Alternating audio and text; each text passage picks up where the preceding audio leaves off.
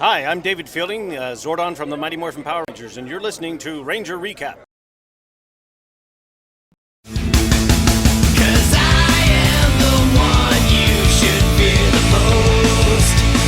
Cause I am the one who will take you down.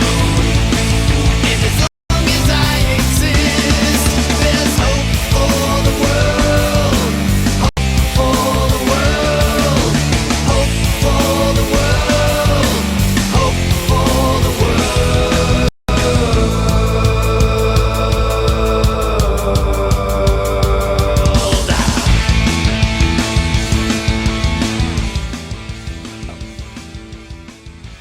Hello, everyone, and welcome to the Ranger Recap, the only Power Rangers podcast to ask the question, is there anything Chase makes in the kitchen that doesn't explode? Seriously. I can just hear Gordon Ramsay right now. My God, Chase! This thing has more explosives in it than a Michael Bay movie! What's been saving that one? Hey, easy. As far as this episode is concerned, a lot of people are shaking hands with danger. Oh, God damn it! Hey, And we're out the gate early. we're back. I hate you so much right now. Oh, Don't hate the wait riff, till hate you the watch riff. riff tracks, my friend. Wait till you watch the riff tracks. Don't hate the riffer, hate the riff. By the way, I promise not to hit the actual button itself, folks. Besides, us doing the joke is plenty enough. Yeah. Also, before we get started any further, Hairball? Matty? Oh, yeah. Would you like to do the honors? Yeah, Hairball, we told people not to do the 3-minute warning joke multiple times. So, guess what, Hairball? And Dave.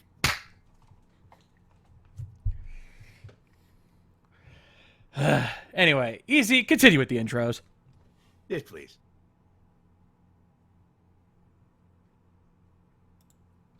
That's if we can hear him. Easy. Hit hip. Hit hip. Hit hip. Hello. Ladies and gentlemen, I think we've lost Easy Rider. It's weird. He had the thing working. Yeah, he was working just a Obviously. second ago. What the hell It's happened? weird. Don't tell me his computer Did his crapped on him. microphone die? I hope not. Oh, shit. He was just working a second ago. Yeah. No, While we're Mike, taking it's not my fault this time. No. Oh my God. Oh. Yeah. Yep, he just dropped. He just dropped. I think his computer just crashed. He's Son been of having, a He's been bitch. having some troubles. He's been having some troubles lately. Yeah, Maddie, I think you're gonna on your part of the recording, you're gonna have to edit in a "we'll be right back" sting. Oh, you mean the technical difficulties? Yeah. Oh, Oh, let's try that again. let's try round two. Easy, you there? Yeah. Gordon always messing with my stuff. Sorry. That's all right. The mic was working, but my headphones. Aha. Yeah, I couldn't hear anything. Well, hey, you got it fixed quickly enough. We're alive, so we're good. We're good. We're good. We do not need the technical difficulties button. Not yet, anyway. Anyway, You're so professional. we haven't even finished our intros yet, by the way. I'm Easy Rider, that's Shay, that's Matty Jay. In case you're new to this, and Yeah. if you're new and just starting in this episode, to quote Eric Bischoff, what the hell were you thinking? Also, And welcome aboard, just in case you're. welcome to the offended by madness. wrestling We are jokes. sorry. Hashtag sorry, not sorry. Yeah. Yeah, pretty much. Also, can I Dave Hairball again for trying to insinuate TNA is dying for the umpteenth time? Yes, TNA is in debt. Yes, their pay-per-view may not happen. Save it for my own damn show. Yes. Yeah. I'm of the mind to say that TNA will never die, but it's always on life support, and there's always a debate on pulling the plug or not. And so far, they'll never come to a decision. And why would they pull the plug? I mean, at least get the pay-per-view going. Yeah. Actually, Easy, I actually have an analogy for this. TNA is Terry Schreiber. Anyone who gets that I reference... can see that. Oh, wow. Yeah, I went there. Wow. I went there. Wow. Now, my question is how many people in the chat and how many people at home actually got that joke? How many people feel old? Oh, my God. There, let's just... Hand even feel old. Mine is way the fuck up. Yeah. Yep. Let's just get to the news. Let's just get to the damn news. We got a few things to talk about tonight. We actually had quite a bit happen in the 2 weeks we were gone, or in the 2 weeks we didn't do an actual recap. Yeah, thanks, Nickelodeon, for that. Oh, trust me, I have some comments about that during the emails. Trust me. Oh, yeah, I saw that email. Oh. Yeah. Anyway, first up on the docket tonight, well, you know we had to talk about this, but we got Zords finally for the movie. Woohoo! Finally. Yeah. In fact, I think IGN is either it has released or is going to release like a full look at the Zords, but for the time being, we've got these previews, which gives us a pretty good look at them. By the way, I like the tagline under they used on Facebook for the Blue Ranger one. For the Blue Rangers one. His other vehicle is a minivan. Nice. Nerding it up. Yeah, I'm nerding it up. I actually heard there was some controversy with the Yellow Rangers caption. Oh, I don't know, guys. You smell that? Desperation. Yeah, yeah, pretty much. Yeah, there's some people going. It's gonna suck, guys. Wait for the fucking trailer first. Yeah. I'm just gonna get this out of the way now. I mentioned this on Twitter, but complain about the poses all you want. At least it's not another goddamn poster where the hero has his back turned to us and is looking like he's sad or pissed off or something like that. You have the Blue Ranger laying down on his Zord and chilling. Yeah. Yeah. That has never been done before. Billy never did that. No. Yeah, but, He's just sitting there like, paint me like one of your French Rangers. yeah. It's something you can joke at and have fun with. It's not something so generic. I applaud them for that. And the whole Yellow Ranger thing, admit it, you were looking too. Yeah. But by the way, yes, that is a female with a good-looking posterior. Guess what? It's 2016. If you're bitching about it, you're secretly inside of your head thinking, wow, that's hot. Yeah. And to be fair, at least she wasn't freaking posing like a freaking Hot Rod magazine cover chick. She was just standing there. She's just standing there in her beautifully looking CGI suit, all sexy and badass like, and everyone else is going, sup? Kick your ass with the Zord. No, you know what would have been controversial? You know what would have been controversial? Blue Rangers. If yellow or pink were posing like blue is, then people would have the right to be pissed. Yeah. Exactly, yeah. They weren't posing like a freaking Playboy model or anything. I bet no one would even said anything until people complained. If you were walking casually in a movie theater and you saw that poster, the first thing eyes would be drawn to is, holy shit, Saber-Tooth Tiger Zord. Yeah. If the internet had not existed, let's go back to like 94, 95 when the internet was still in its infancy and you had no preconceived notions of these photos. If you were walking down a movie theater and you saw that coming soon, what would your eyes be drawn to more? The Zord. Yeah, the giant fucking robot. So let's talk about those, shall we? Now, some of them are hard to tell because the angle kind of doesn't give you a full view of what the Zord looks like. But just looking at the Blue Ranger Zord, looking at the Triceratops, I've got some pretty... I don't see too much problems with these. Yeah, in now before the whole... Yeah, and I'm calling it right now. no Bayformers. God, no. Yeah. Let's bury that now. I don't want to hear it. If it's in the comments or in the emails, you will be daved. Yes. Yeah. Agreed.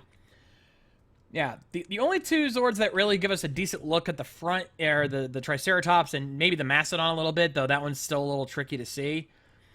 But Yeah. the design overall still looks pretty solid. I mean, it does look like the fucking animals for the most part. Like, you've got the T-Rex tail.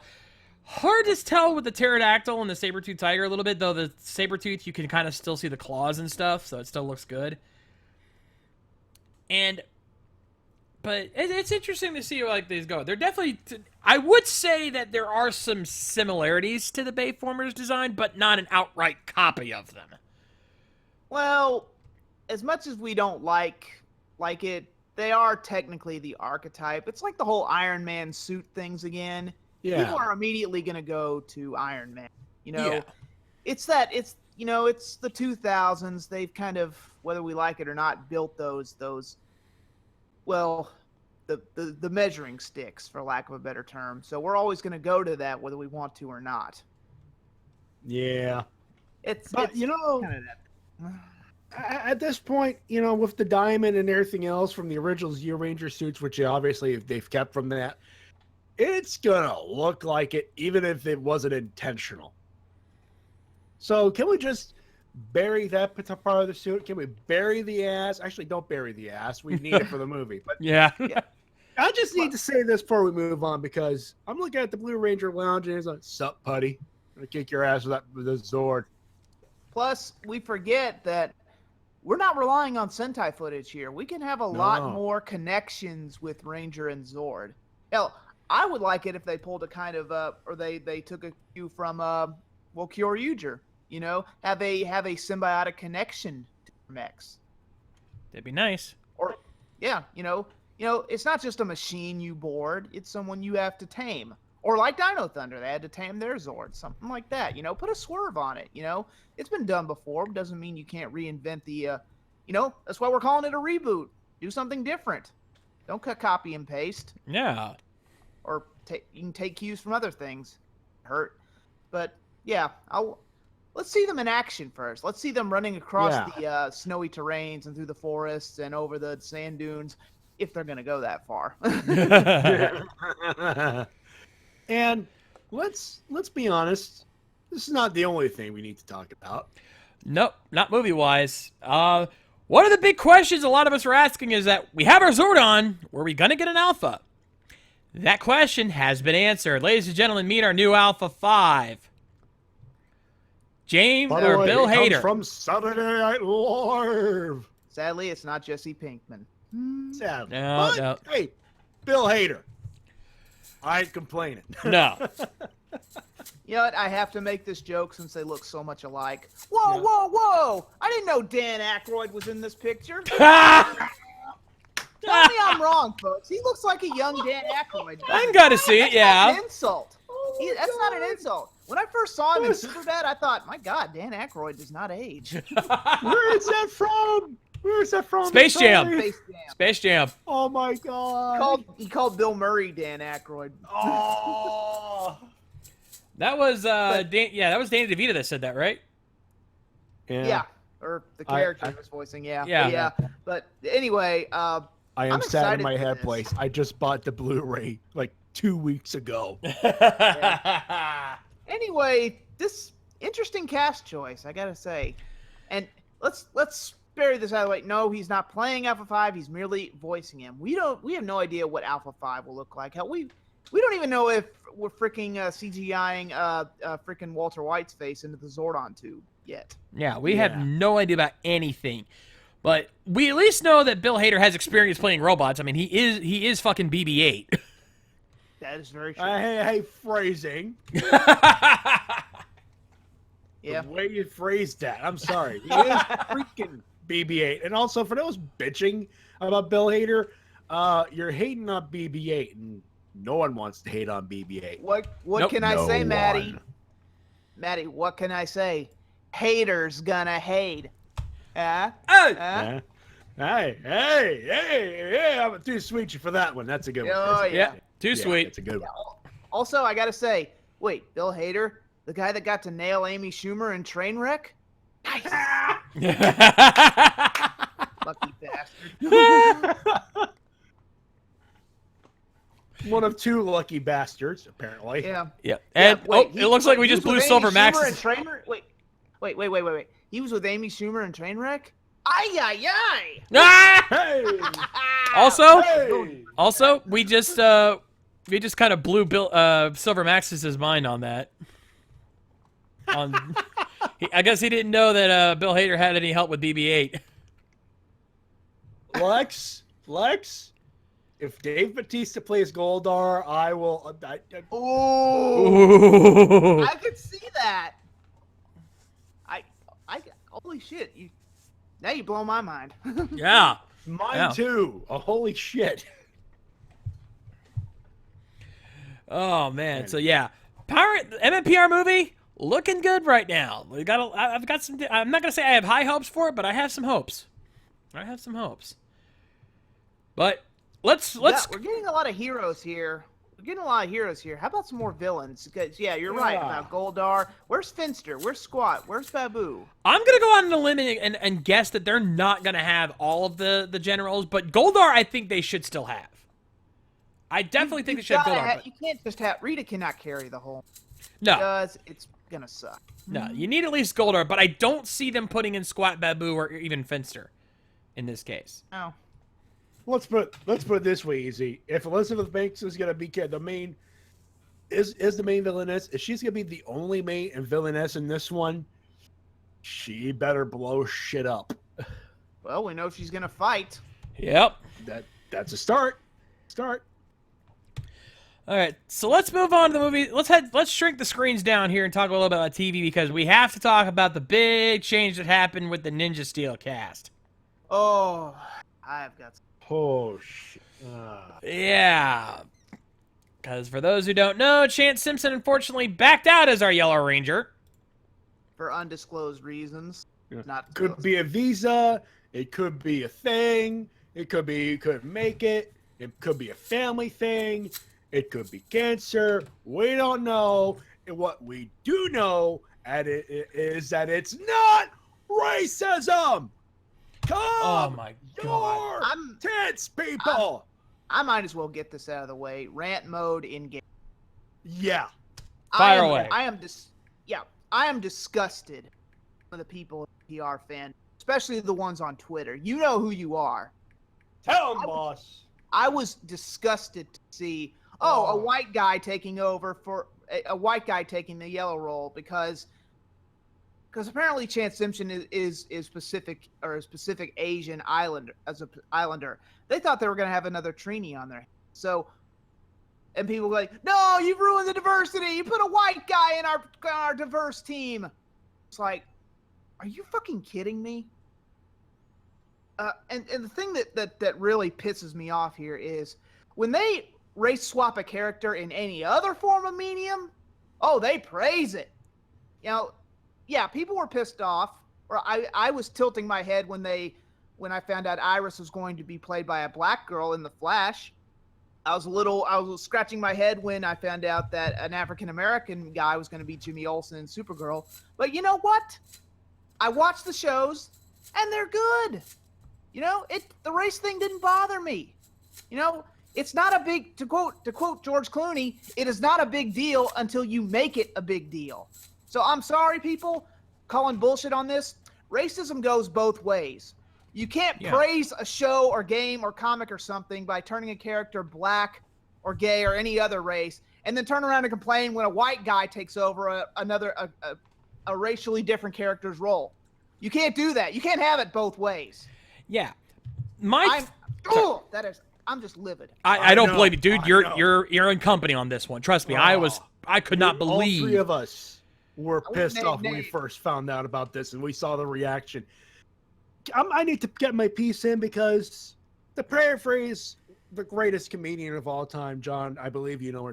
Some people will say this. Some people will say that. Some people think this is a racism thing that happened. Some people are really fucking stupid. Yeah. Yeah, I won't name names, but some of you people are fucking hypocrites. Absolutely. Yeah. Now, I can understand if the entire cast was whitewashed, okay? If all 4 of the colored characters were replaced with white people, then yes, we would be right there with you bitching up a storm. But one guy was changed. And again, we don't know the reasons why he was replaced. Why did Chance Simpson have to go? We don't know. But we have 2 white people and 3 people of different ethnicities. You know what? Ethnicities are still in favor here. So shut the fuck up.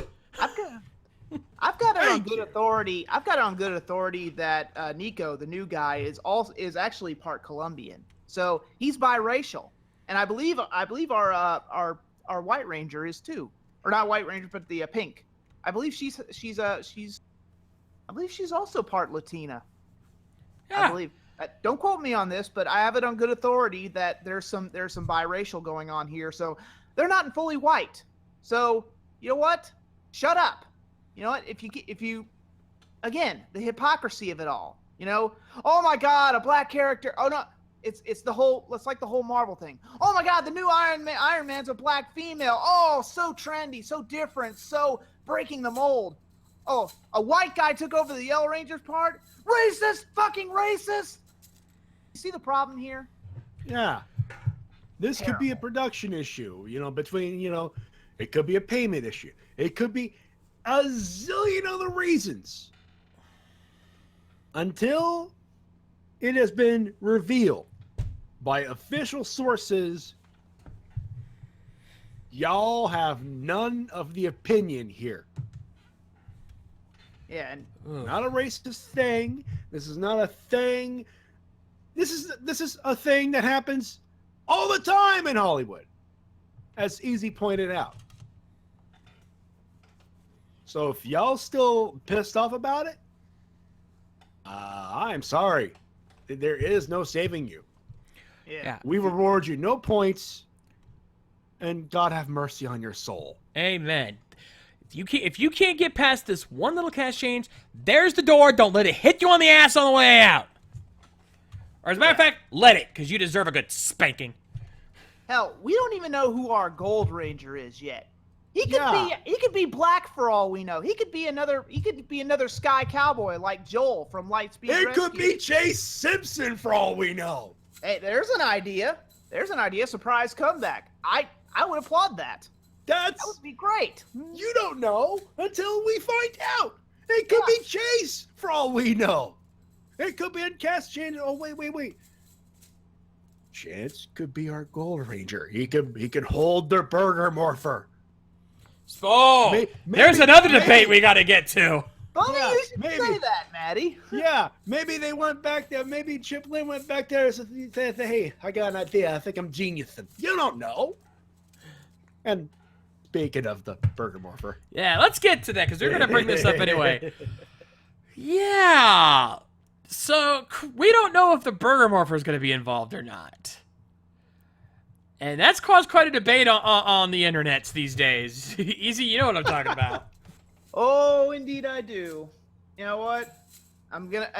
It may not surprise you at all, but I'm Team Burger Morpher. And this whole thing actually started with a little video that Bruno from MMPR Toys posted with a special guest.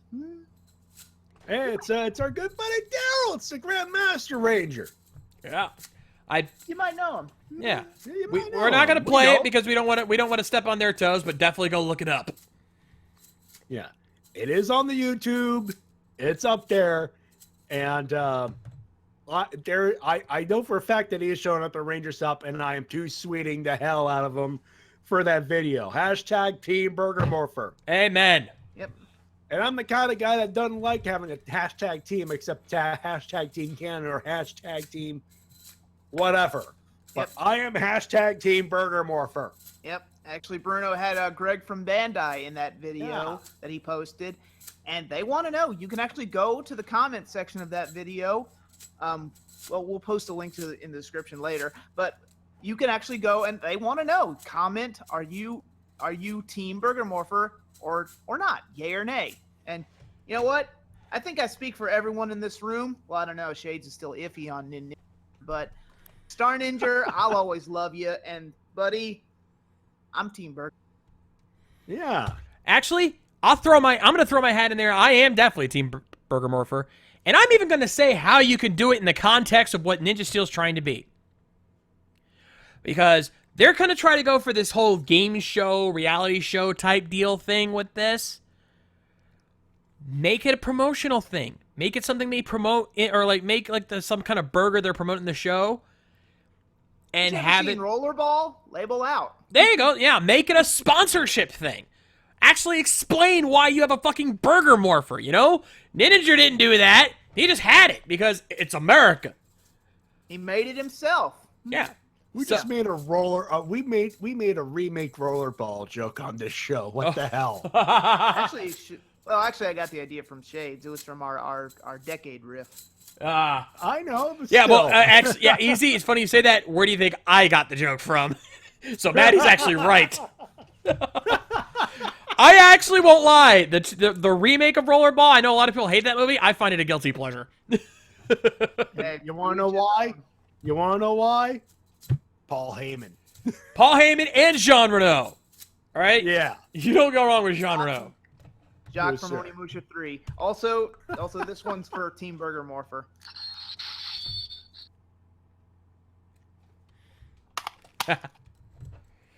Very nice. Nice. Anyway. I won't play the whole thing. Oh, yeah. So, yeah. That Ninja Steel, though, I mean, it's going to be interesting what they've got going on here. I mean, even with the cast change and everything like that, it's still going to be interesting what they've got going on. So we'll see how that goes up. And lastly in our news tonight, you know what time it is, folks. It's time for the Ranger Stop Update. Yeah, remember how a couple weeks ago when we interviewed Mikey and Jonimus that they kind of hinted that there might be some more in Space Rangers coming? Hit, nudge, nudge, know what I mean, know what I mean? Yeah. Oh my God. They were teasing in the right direction. Ladies and gentlemen, we have one more In-Space Ranger coming to Ranger Stop, and oh dear God, I can't wait to see her. Miss Tracy Lynn Cruz. This one is a biggie. Yeah. This is a big one.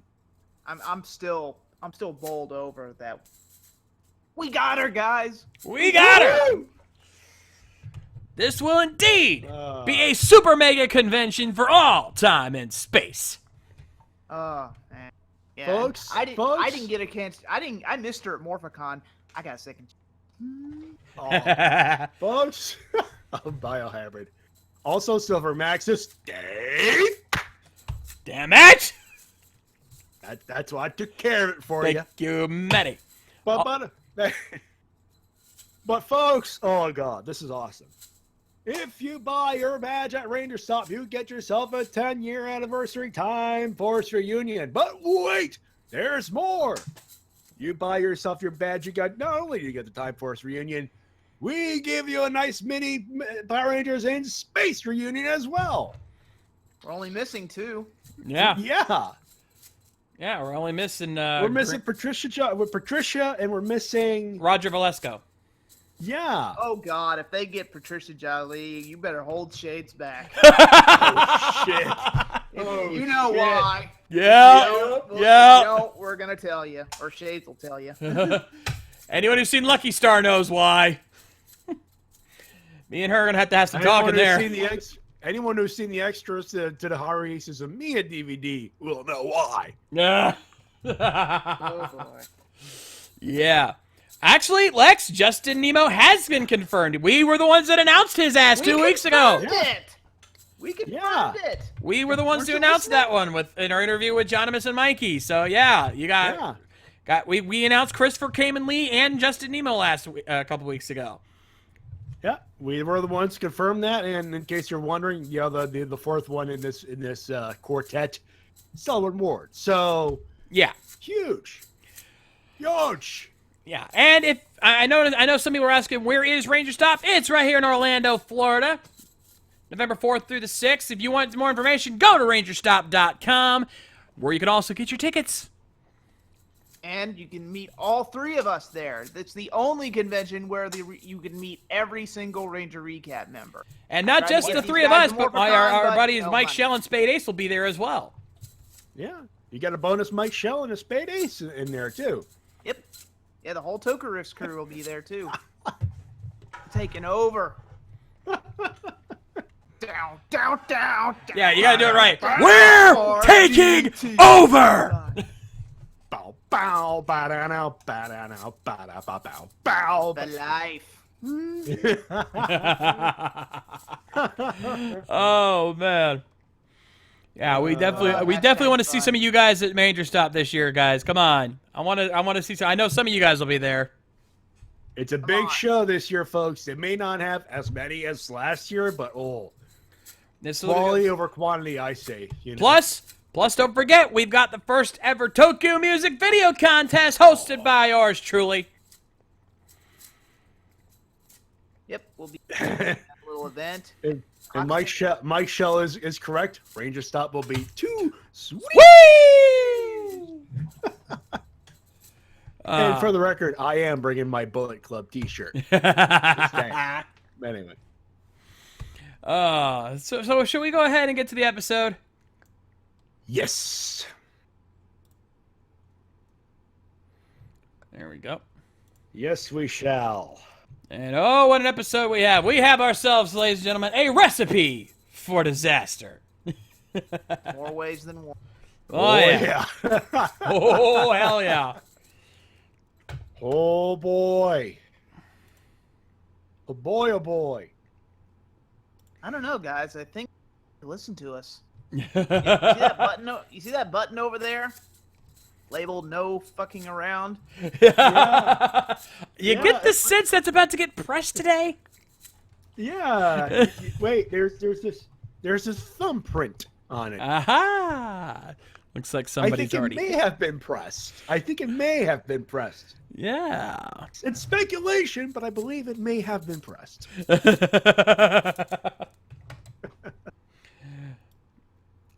With that said, ladies and gentlemen, hopefully you have your episode loaded up from whatever legal resources available to you. You boys ready? We gave you plenty of time to do it. All right. Let's get this party started, ladies and gentlemen. Power Rangers Dino Supercharge, episode 35. Recipe for disaster. In 3, 2, 1, play. I don't know, Matty. Would you say that we're traveling down a road and we are in fact flirting with disaster? Oh, I God. know, right? Yeah. A long ass fucking time ago in a town called Kickapoo. It just popped in my mind. We're looking at this. I don't know why. Also, It we just need that did. word out. Shut up! Shut up! Actually, this I don't mind because this actually gets me hyped for the episode. That's true. It's That's true. epic enough. All right, here we go. Hey, keepers paint by numbering with Energems. Yeah. Yeah. Also, you had to make the one ring, didn't you? You guys had to make the one ring. Real original. Then. Yeah, the one ring to rule them all. Oh, Jesus. Even the trees walked in those movies. Ah, cameo by Audrey too. There. Yeesh. Feed me. Yeah. Also, Feed me, keeper. Sorry. Hey. also a broken Energem. You say, Keeper. I knew you'd come. Yes. What is We have the what decrepit is the erection called Earth? What is this condition of the dark and a gem? I will eat your guns. That way you will never, ever become Rangers that are powerful again. And I will render your dino charges obsolete, and your data, it will be deleted. Delete. Delete! Delete! You can Dave us later, there, John. You can Dave Nah, us later. yeah. I've kind of accepted that one. Broken Ranger recappers out. After what happened with that Ghost finale thon, I've kind of accepted it. Oh, started on that. Oh. That ending broke me. Broke all of us. Also, yeah, I forgot. I was gonna call this out, but as Zeltrex reminded us, the planet that they hit it on, Sentai 6. Yeah. Gee, subtle there, Chip. That's a little tuck-in-cheek action there, huh? Anyway. I'll give you that one, Chip. Also, this guy who directed this episode is called Peter Berger. Burger. Also, Hey. I'm gonna give That's French not a cry all for the Burger credit. Morpher. I don't know what is. Yeah, I'm gonna give French all the credit in the world here. He actually has a smart plan. Yeah. He's actually thinking in his head place. Yes. Also, Peter Berger. No relation to Michael Berger, don't you think? Or Warren Burger. Oh, Deobot, really? Really? Wait, did Heckle just say not to call out the moves during battle? Okay, guys. Well, Matty, sorry. I guess we can't get Mauro Ronaldo to call this match. Damn it! Damn it! Mamma mia! That Zord! Oh my God! Did you see that? Now, you tell me we have to get Michael Cole? Oh God! Fuck. And Also- suddenly we turn into Ratatouille. Oh, I didn't know we had Madeline Albright as a guest. Uh-huh. So Also,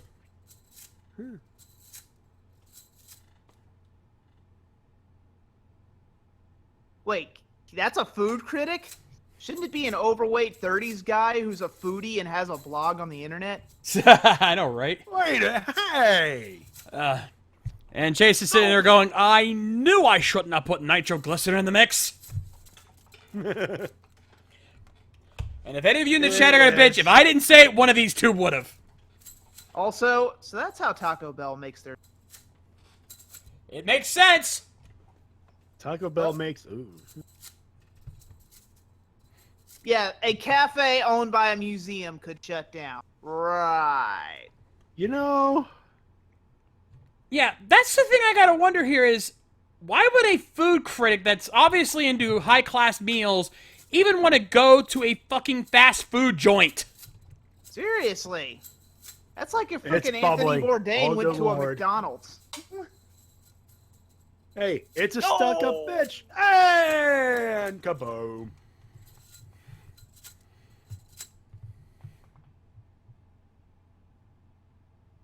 Oh, Coda. Oh, that's our coda. Ba-da-ba-ba-da-bum. Button for that.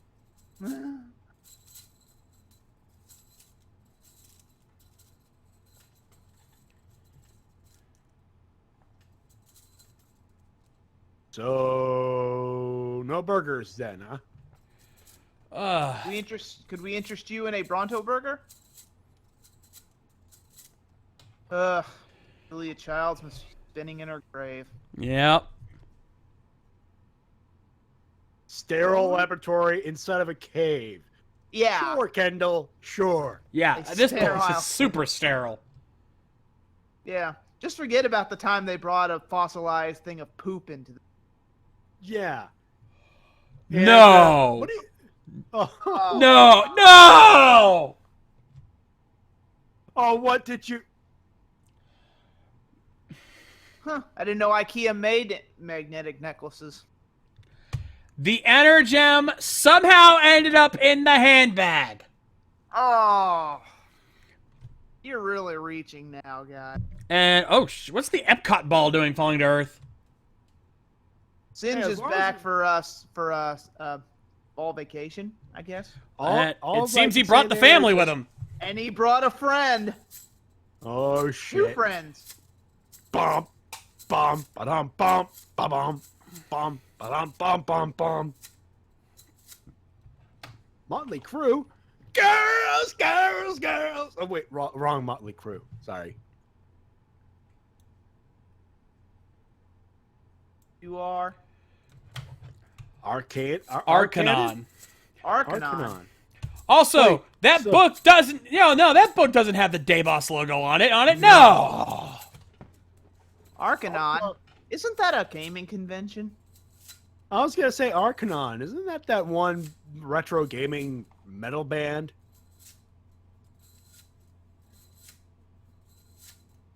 Also, that chin, someone's overcompensating. Yeah, no kidding. Someone's jealous of Ah. Ash. Someone's jealous of Bruce Campbell.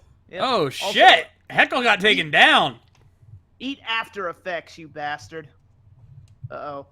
Mate, you're getting me angry. You won't like me when I'm angry. I don't like you now.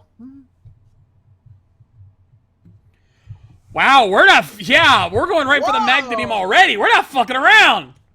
This is a Holy first. shit. We actually have a villain civil war going on here. I thought the heroes were supposed to have the civil war. Yeah. When did this turn into freaking Captain America Civil War only with villains? When Whoa! does, Venom? Oh no, he's blowing Oh. up stock footage. That bastard. The bastard, that's my favorite stock footage. You've stolen the Rangers' technology. Wait. How? What? What? He's summoning the T-Rex Zord. What the fuck? How? Where? Why? Who? Who? Woo, woo, woo. I- Actually, I believe there there. actually is an explanation for this, and no, it's not a simple one.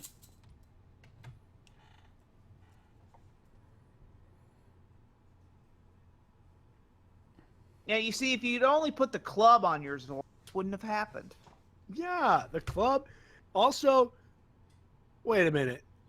Are we crossing over to the Star Wars dimension here? Because this sounds like intercepted stuff and things.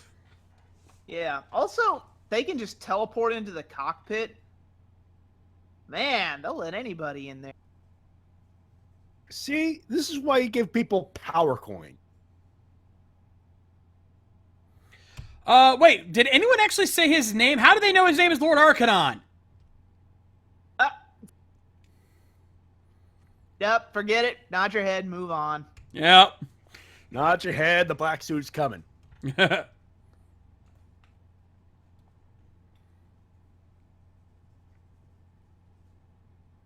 Even he's saying no fucking around. You know, you think Allegedly. a guy called Lord Arcanon would be in control of an army or something, not just two grunts, or not just two generals. Yeah, But you would no. think you would think he'd have a D-boss army of something or other. Yeah. For a lord, he kind of has to steal the hero's technology to even put up a fight. Kind of a Hey. piss poor lord. Hey, I mean, Lord good Zed villain had his work. own army of putties. Hey, it may be lazy, but it's good villain work. Oh, great introduction to our new villain here. He gets his ass kicked. Yeah.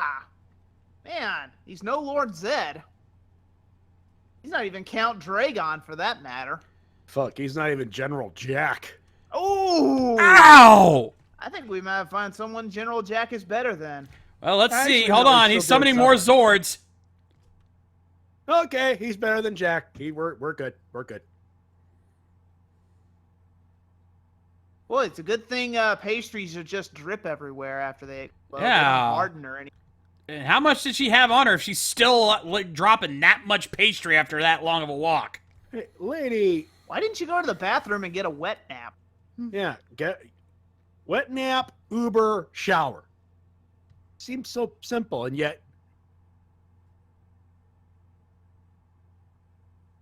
You know what? The sad thing is, Guy Fieri's going to show up to try it.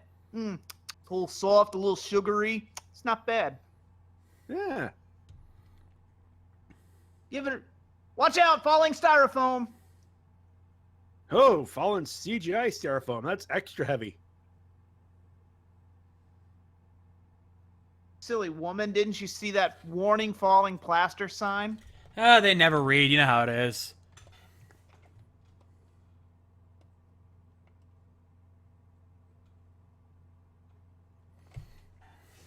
It's kind of like complaining about Trump and Clinton running for president. Not going to make them go away. Yep. They say that insanity is repeating the same exact steps over and over again and expecting a different result. Well, that's why we're doing this, aren't we? Hey, That's our job. In a if the nutshell. same result. Hey, if the same result is people laugh, I don't mind being nuts. I'll not budge you. Well, we expect that result. We're saying we keep doing this and expecting this, expecting the show to be, like the best thing ever. Oh my God, I think Lex Dakar put it best. Arcanon better than Adele. Oh! I think that's got to be our new thing. Yeah. Because Adele was a pretty sucky ball. He's a pretty sucky bitch. Yeah. Kind of hard to dispute that now. Okay, credit to the Rangers. get it, They at boy. least tried to call their Zords with their Dino Chargers. Ooh, Energem boomerangs. Yeah. I'd buy one. Yeah, that works. Well, was that a New Zealand crack, by the way? Oh, It'd be funny if it was. It'd be funny. He's blocking all our moves. It's almost like getting the Ranger Zords and not having our own battalion was a bad idea. Well, I guess Heckle or Snide should be glad that their monster's kind of working. It's just not the Rangers they're defeating. You know, I have to ask, where in the hell is Sledge? We still don't know. He still has not popped up. Oh, who remembers? Also, he is actually dead. yeah, maybe. Maybe. Also, Who knows? it just so happens they just happen to have one Zord left. They don't even bother using it. Let's see if that's the one that ends up saving the day. Yeah, the strongest one. Yeah, let's not even bother using the strongest one.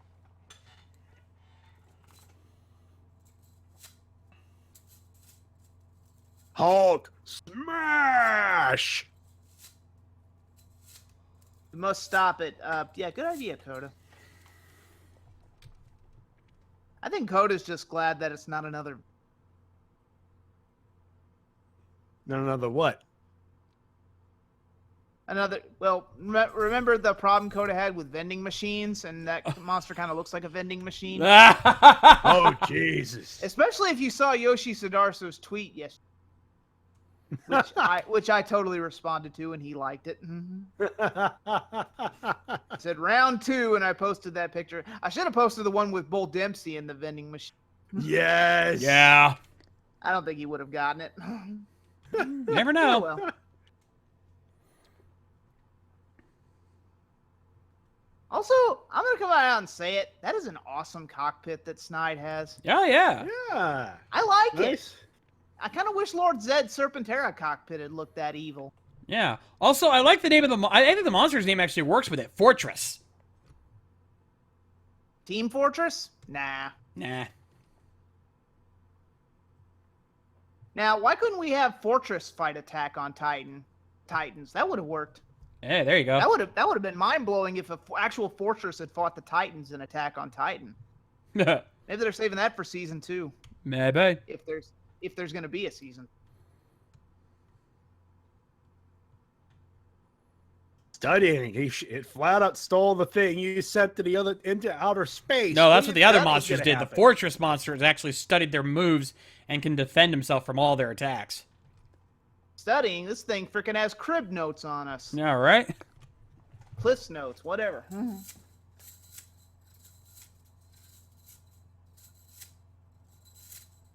Kiwi ingenuity? Blame Not the even gonna food critic. She said it. Not even gonna swing at that one. Yeah, no. By the way, Yeah. I've been holding back the George Carlin joke, but to the critic, you shallow, you know what? Yeah. Also, to quote Joe Bob Briggs, I'm gonna pretend you did not. Damn it, Maddie, we need to make that a button. We need to make. We got too many buttons already. We're gonna. Yeah. Oh my god, so many buttons. Hey, at least we're referencing it. So that That's helps. true. I'm gonna pretend you didn't say that. Do you think we could jump over Michael Keaton's gate and see if he has any band-aids? I'm gonna pretend you did not just say. Actual quote from Joe Bob Briggs. Also, Yep. they're pushing the new Zord. Good. Now let's not leave it in the mid card where language is for too freaking long again.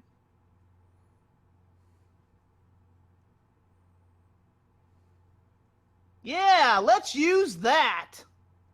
I mean, it's not like this thing has any other weapons. Wouldn't it be cool if you could fire off all those batteries like missiles or something? Yeah. Yeah, point blank, right in Snide's face. That'd be cool. Like right up it, like right up the cockpit. Boom! Dead Snide. Also, Motor running. Highway. Kendall, and that's why we love you. Purple rain. I'm glad I got to meet her.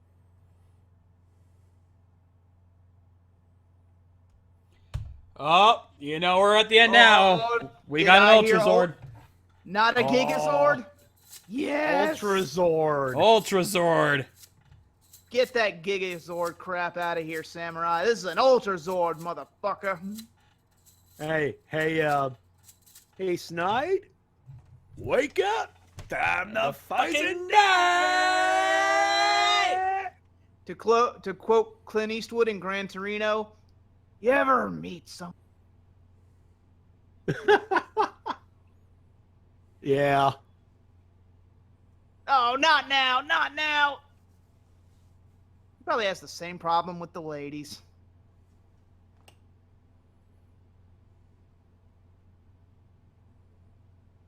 Now they're going up against the Tith Lord. That's if a Time Lord and a Sith Lord had a baby. That's what Heckle is. Tith Lord. And a Tith Lord is yeah. Come on, blue lightning their asses. Come on, Heckle. Yeah. Come on. You're doing so good back there. What the hell? Oh, he's got the Alright. goggles on. No. When did he do Very that? nice. Good idea. Good idea. Eye protection, always a good idea. Always a good idea. Also, yeah, use blue lightning, and if that don't work, regenerate into Matt Smith or something. Taste the rainbow, motherfucker. Taste the rainbow of fruit-flavored pain. Destroy the rainbow. Taste the rainbow.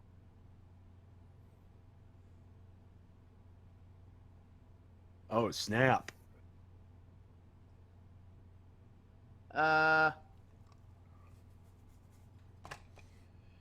Guys, little help. Yeah. When your minions run out, and your opponent just swings you around. Oh, Oh! He just struck Hulk Loki'd his ass. yeah.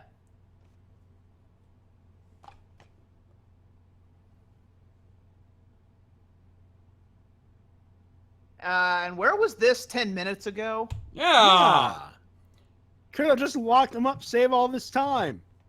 Pretty badass without a Zord.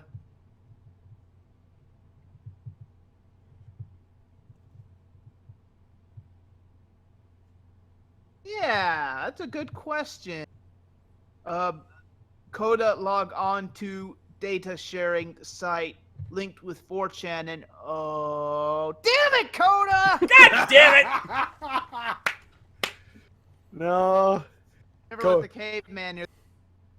Coda went on bad torrent site. Got virus. Never Damn should have it, gone to Coda. the. Never should have gone to the Pirate Bay.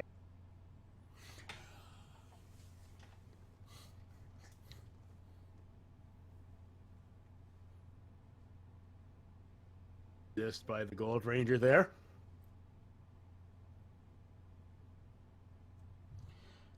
Okay, did you really have to say it like that, Tyler? Kramer Tyler. Yeah. No. Kramer. Yeah. Also, if we're doing the whole Australia thing, shouldn't Evil Emma be here? Ah. Evil Emma. Hit the deck! Get down. Take it cover! Explode worse than Daijin Ryu. Or not. Arr?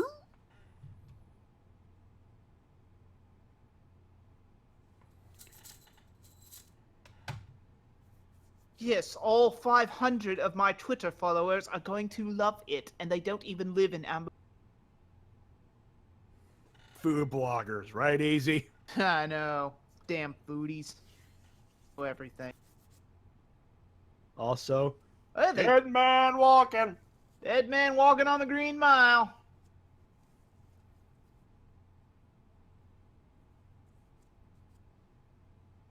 Don't drop the soap. Yeah, one of the rats is 7 feet tall, and you can't teach that, by the way. The reign of terror of Heckle is over. Let a new reign of terror by Lord Arcanon begin. And you gotta imagine Fury's just thinking, son of a bitch, I gotta deal with this asshole again, and now he's got a boss. Fuck. None of And them now will a survive. reading. And now a reading from the word of Zed. It is so hard to find good henchmen these days. Lord Zed be praised. Lord Zed be praised. Lord Zed be Lord praised. Zed Lord be Zed be praised. praised. Lord Zed be praised. Also, when you're being swung around after being swung around by Rangers, and then being swung around by your new evil boss that throws you into that damn solitary confinement cell again, you might be shaking hands with danger.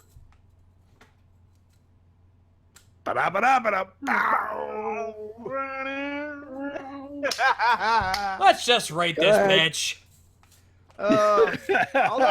Although, given what we know about Lord Arcanon, or rather his Sentai counterpart, I don't know if you want to that date. That's true. That is very true. Anyway, see, I like this episode, but I have one issue with it. I don't think the food critic thing was really necessary. Oh, this felt like this. Yeah, they felt like this was two shows jammed together. Yeah. Yeah. It's like, yeah, a new big bad shows up. Let's make a cake. I mean, Heckle just got dethroned by this guy who's only been around for one episode. Oh, look. Chase can't make a cake that doesn't explode. Ha, ha, ha. I guess they're trying to upset the whole menacing of Arcanon, but I just, no. I hate when they do that. You need to have that Yeah. threat. You need to This have is why that. you need comedy reliefs. The Rangers can't do both. Yeah, the Rangers can't do both, and it's kind of hard to pull that off, unfortunately. But there's a lot of good in this episode. Also, we've learned that Arcanon does not fuck around. No. And Well, if you look because- at that book that you saw at the beginning of the episode, and yeah, by the way, you saw the beginning of the episode where it's got some energy and everything else. Make way for the Dark Energem! Yeah, they pretty much made it clear, because if you saw Keeper's flashback about how they hid the Dark Energem, that was the book it was hidden in. Subtle. Yeah. Yep. Also, I'm about ready to hit the po-po button for what I said last week. Oh, yeah. Oh, Because what did I say last week? That wasn't the Silver Ranger. That was the bad guys who just stole the Power Rangers Zord data. Why would they ask for something like that? And what happens? Arcanon shows up. I have all the Rangers Zord data. I wonder how he got that. Hit the button, Frank. Yeah, you know what? Give me a sec. Nope. I'm not. There it is. Well, you gotta give him that one, folks. Yep. Oh. And again, not too freaking difficult to. No, they weren't exactly. They didn't exactly hide it that well. I mean, any adult with a working brain cell could probably put two and two together. Like, why would the Silver Ranger ask for their Zord data? Why wouldn't he ask for something a little less, just, ugh. No, Hairball, no. It is clear as day what's going on here. Okay? You're not hiding nothing. And if you watched ahead, No, he Have you keeps watched saying ahead? we should have waited one more week. Dude. Yeah, no. If you watched ahead, shame. We Shame. don't do that. We know they aired in other countries ahead of us, but to TS, we're not doing that. Yeah, no. No. But silly subplot aside, great episode. This might be the best one yet. Again, cake plot aside. See, guys, this is why we have comedy relief. This is why we have side characters. This is why we had Bulk and Skull. This is why we had Cassidy and Devin. This is why we had Phineas and Toby in This is why we had Boone in SPD. You need some side characters because the Rangers can't do everything. You know? I don't want to tell you how to do your job, guys, but ultimate evil is coming towards Earth. There was a freaking monster that could take down their mechs, and a new threat stealing your Zords. Wouldn't they be a little too scared shitless to worry about a cake? Yeah. Yeah. Maybe at first. Maybe when the critic first showed up and everything. And then Chase just happens to drop his Energem in frosting. Oh my god, that was... What was the point of that? Yeah. Nothing bad happened. I think He just had to catch up to her. Yeah, that was the one negative I think this episode has, was that juxtaposition just hurt the episode overall. We need to start focusing on the bad guys right now because, well, we're reaching endgame here, folks. Things are escalating. If we don't take care of this, if we're still dealing with petty shit like a cake, it's going to distract us from the real story here, and I think that's going to hurt the series overall. And I don't want to say anything bad about this series. It's doing so good. Yeah, that's the only real problem this episode. I mean, again, this is why you got to make some side characters. See, this is a problem that I've had with modern Bond shows. Even Samurai, despite its problems, had Bulk and Spike to cut. The Rangers didn't have to carry the whole show. Granted, they were still copy and pasting from Sentai, but you get my point. There was you have these side characters to offset the main plot of what's going on, and it's still just freaking it. I don't know. It gets on my nerves that they still worry about this cake when there's a panic going on, and you got two threats now, screwing up the town. Shouldn't they be? You know what happened when the Green Ranger showed up and started fucking shit up in Mighty Morphin Season 1? They didn't go make a cake. They were scared. They didn't have Zordon or Alpha. They panicked. They didn't know what to do. Yeah. They spent Here, five make a episodes. cake. They spent 5 episodes entirely focused on trying to figure out who the Green Ranger was and how to stop him. They weren't worried about the petty shit. Hell, they were hardly in school half the time, or at least we didn't see him in school half the time. Well, they did, but they were still focused on the Ranger. Every time you saw them, they were still talking about him, and they didn't know what to do. Yeah, that was the main point. They didn't have to worry about it. If there was any side characters to liven up the to break the tension a little bit, that was what Bulk and Skull were for. Exactly. I don't know. It just feels like there's no conflict here. No. There's no worry. It's like, oh, these guys will take care of each other. No, don't worry about it. Back to the cake. Go back to finding the Energem that got lost in the frosting. I'm still not letting them. No. I'm just sorry. That's of all the times it happened. It's just so random. I mean, it wasn't an act. It wasn't like a conflict or anything. It just happened to fall off the necklace. Okay, 1 in a million maybe, but come on. Yeah, it just happened to be there. It happens to be in the back. It's the same thing with Chase. It's the same thing with Nico. He just happens to be white. Yeah, it's... See, even... Colin Powell is not openly black. Colin Powell is openly white. He just happens to be black. Sorry, George Carlin joke popped in my head when I was doing that. Had to do it. But Had to do it. But anyway. Yeah, but I've one more complaint here is that, again, I don't know what it is. I mean, Arcanon is kind of evil, but at the same time, he had to rely on the Zords to stand up against Heckle's monster. No, that just feels a tad lazy. And then he just kidnaps him and puts him back in his cell, no problem, at the end of the episode. See, I think he should have showed up an episode or two ago, established himself as a threat, and then have this be one of his big plans starting out.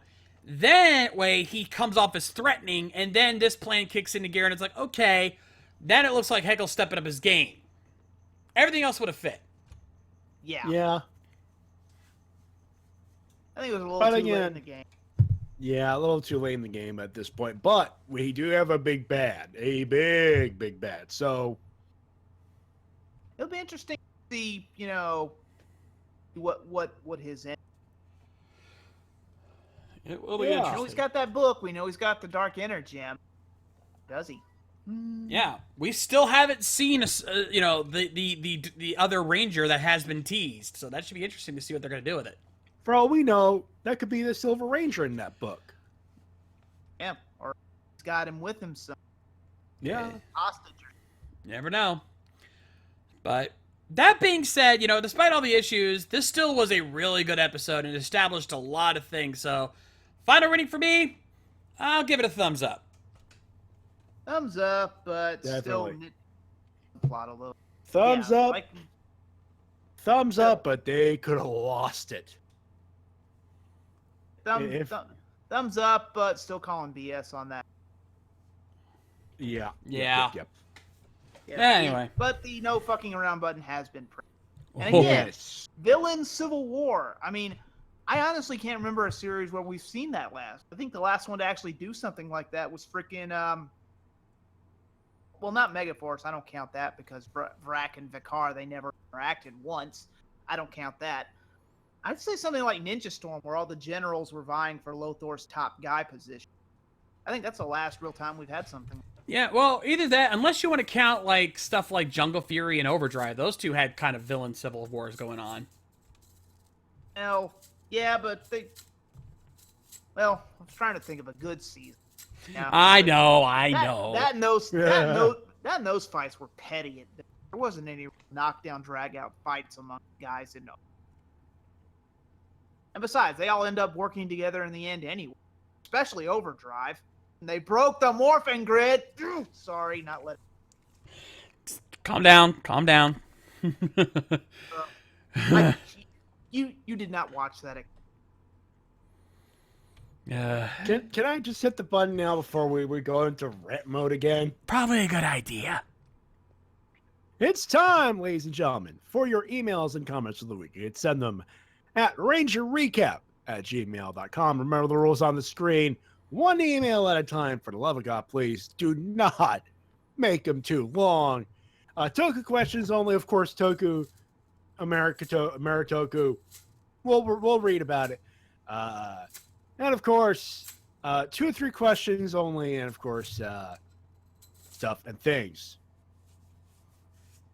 We begin with, oh boy, remember that bit where at the very beginning of the show where the Shades has something to talk about? We're hitting a no fucking around button here, folks. Demetrius Walker starts us off.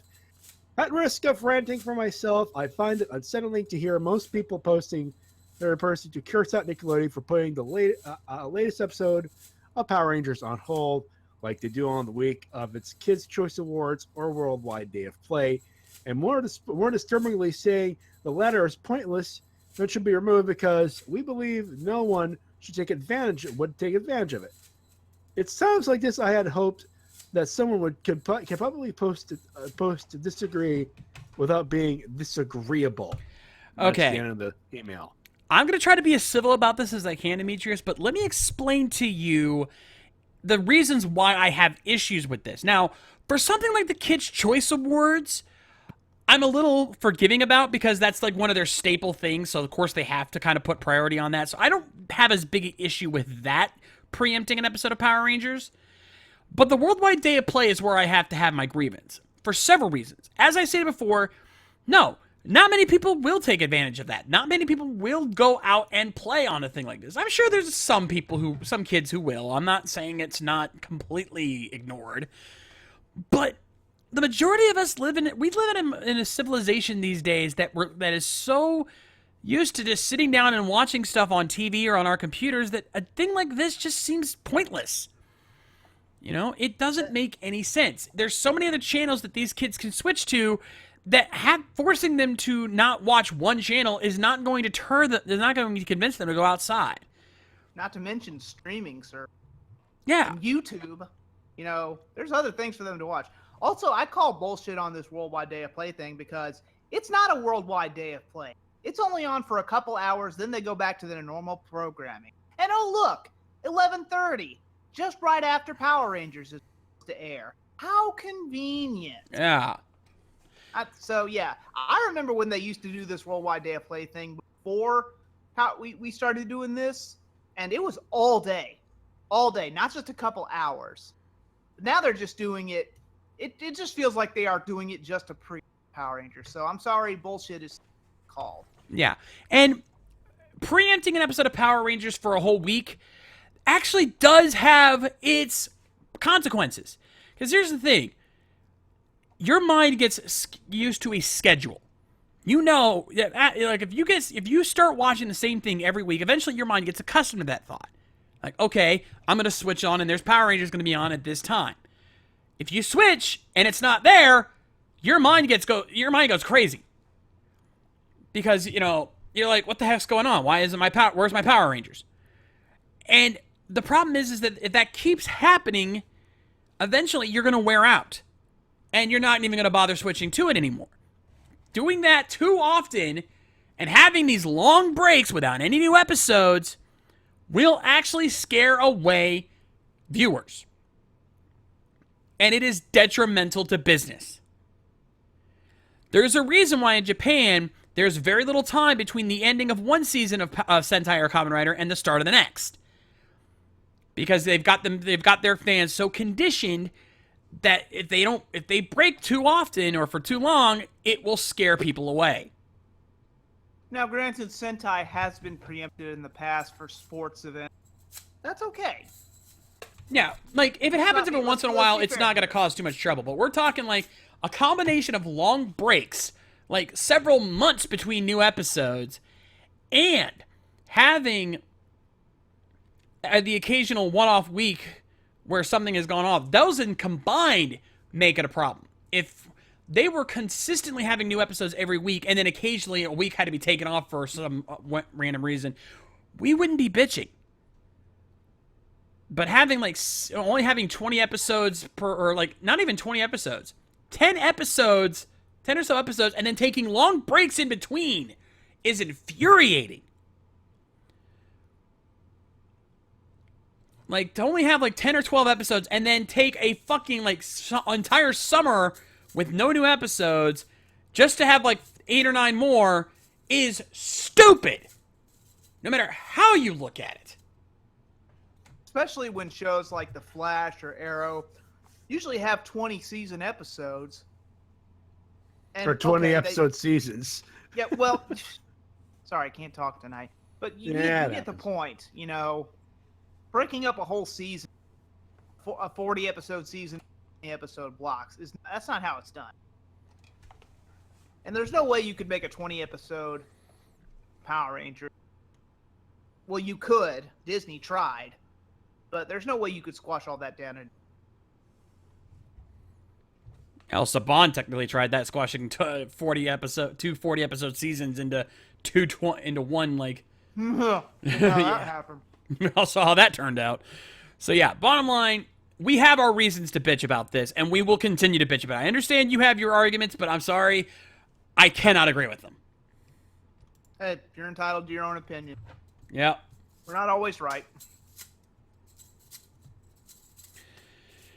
Anyway, that's it for Demetrius. And do you have some water there? Because it's your turn. Actually, I'm good for right now, but I probably will get myself something here in a minute.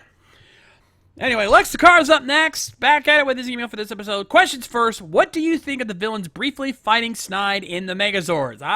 So he's already asking us about the episode. Well, we already kind of answered that with our comments on a whole, like, villain Civil War thing, so I think we'll skip that. And we've already answered question number 2. Wow, Lex, we've already answered all your questions. Yeah. We took care of business for you. We stole your thunder. Sorry, Dad. Sorry. We didn't mean to. What's Anyway. analysis for? Yeah. All right. Anyway, now for comments. I gotta say, this episode was intriguing because I liked how the Lord Arcanon and company were controlling the Zords and went back to the Rangers to finish off Fortress. Final analysis, I give it 4.5 Magna Beams out of 5. Number 2, I ended up looking at the pics of the Rangers helmetless and on their Zords for the new Power Rangers movie. Gotta say, those pics were off the charts. Speaking of the Power Rangers movie, I heard that the trailer and the cast will appear at New York Comic Con this October. If the trailer does premiere there, I hope it'll be on the webs ASAP. That's it for me. I'll catch you guys later, and as always, together we are more. Yeah. I think it'll it's be a a good full-on. I don't think it'll be a full-on trailer. Maybe a teaser. Yeah, I'm expecting a teaser at NYCC. Which, yeah, by the would way, be my guess. and if that's well, we'll find out because our very own Navigator and Yamianchi will be there, and they have said they're going to try to make that panel to see what's going on. So we'll get some first info as soon as we can get it. Yep. Anyway, Matty, you get Solar Star up next. Solar Star here, and I have 2 words for Nickelodeon. You suck. Don't you mean suck it? No. Sorry. Going It looks like they finally. I know. Looks like they finally found a use for the Chaos suit. It doesn't really bother me that Lord Arcanon, Arclon, the world is mine. I'm riffing. I should have been riffing half an hour ago. What the hell is wrong with me? I know, right?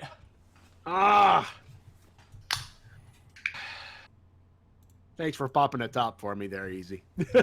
I may need it. Here, allow me to join you. It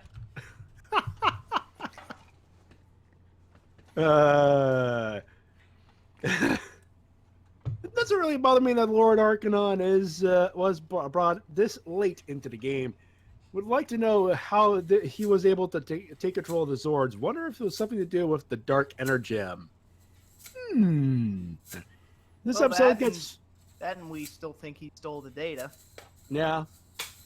This episode gets 5 exploding cakes out of 5. I did find that somewhat unnecessary, but I would like to know what's been making those cakes blow up like that. Be great to be back. It's great to be back in the main story. Did you know that Jetman was originally planned to have a base becoming a giant mecha? Well, that would explain bird motif. No. Question: looking back, do you think Saban should have used the U2 footage in its entirety rather than splicing Die Ranger footage prematurely? Ooh, yeah, that's a tricky question to answer, really, because you got to think about it, because for those who don't know, because Power Rangers was as popular as it was, they actually had Toei create exclusive Japanese footage dubbed ZU2, which was used exclusively for Power Rangers. But here's the thing. They didn't use up all the footage before they decided to change things up and introduce the Die Ranger stuff, which is when Lord Zed started showing up. So what they ended up doing was they ended up taking some stuff that was already done in ZU2 and then adding in the Die Ranger footage. This is a tricky question to answer, really. Because it's one of those things where I have to let it go. The footage is done, the show is done, it's out, it's history. I mean, the 3 of us, and I think I can speak for the 3 of us, we're all 3 of us perfectionists when it comes to our productions and everything else. Like I said, you just hear me now talking, I should have said that earlier and everything else. Yeah, but it's over now. Stop living in the past. yeah, actually, Done. let me answer this way. I actually have seen videos on YouTube where they show what the fight would have looked like if they had stuck with the dinosaurs and with just the ZU2 footage. And I'm gonna say, there's really not that big of a difference. it really doesn't matter either way which way they win.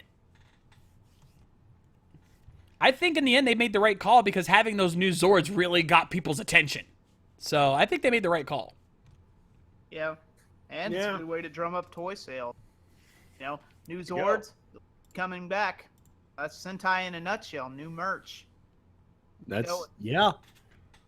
Business wise, I think it was smart to actually go into the Die Ranger footage, even if it's too early. But again, it's one of those things. And again, you could it's the George Carlin quote: "A drinking game. Take a shot. It's over now. Stop living in the past. Besides, it happened over there." That's it for Solar Star. Next up is Red Rob likes Disney. Red Rob. Hey, Gary Cappers, and I am glad we're back in the podcast because of Nickelodeon. I raised it about the quote, Red Ranger brings the danger. There's a simple explanation for that, and it's just that the line doesn't make me laugh. I don't know why you laugh at it, but if they changed the attitude for the line, I could have put it in my pros last episode. Wait.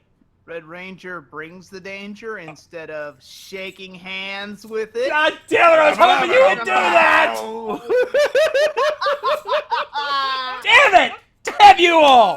Oh, we have fun. Like a ray. Hey, this was not my fault, okay? I'm just reading the damn email. Oh. Red Rob gets an involuntary assist for that. So if you got to Dave someone, Dave him. Thank you. David, all y'all! Oh, you're a poor.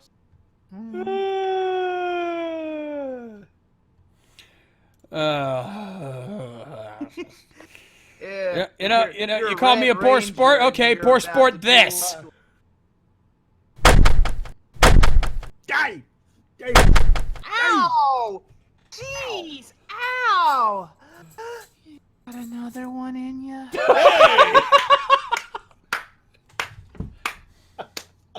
All right, you win. Jesus. Anyway.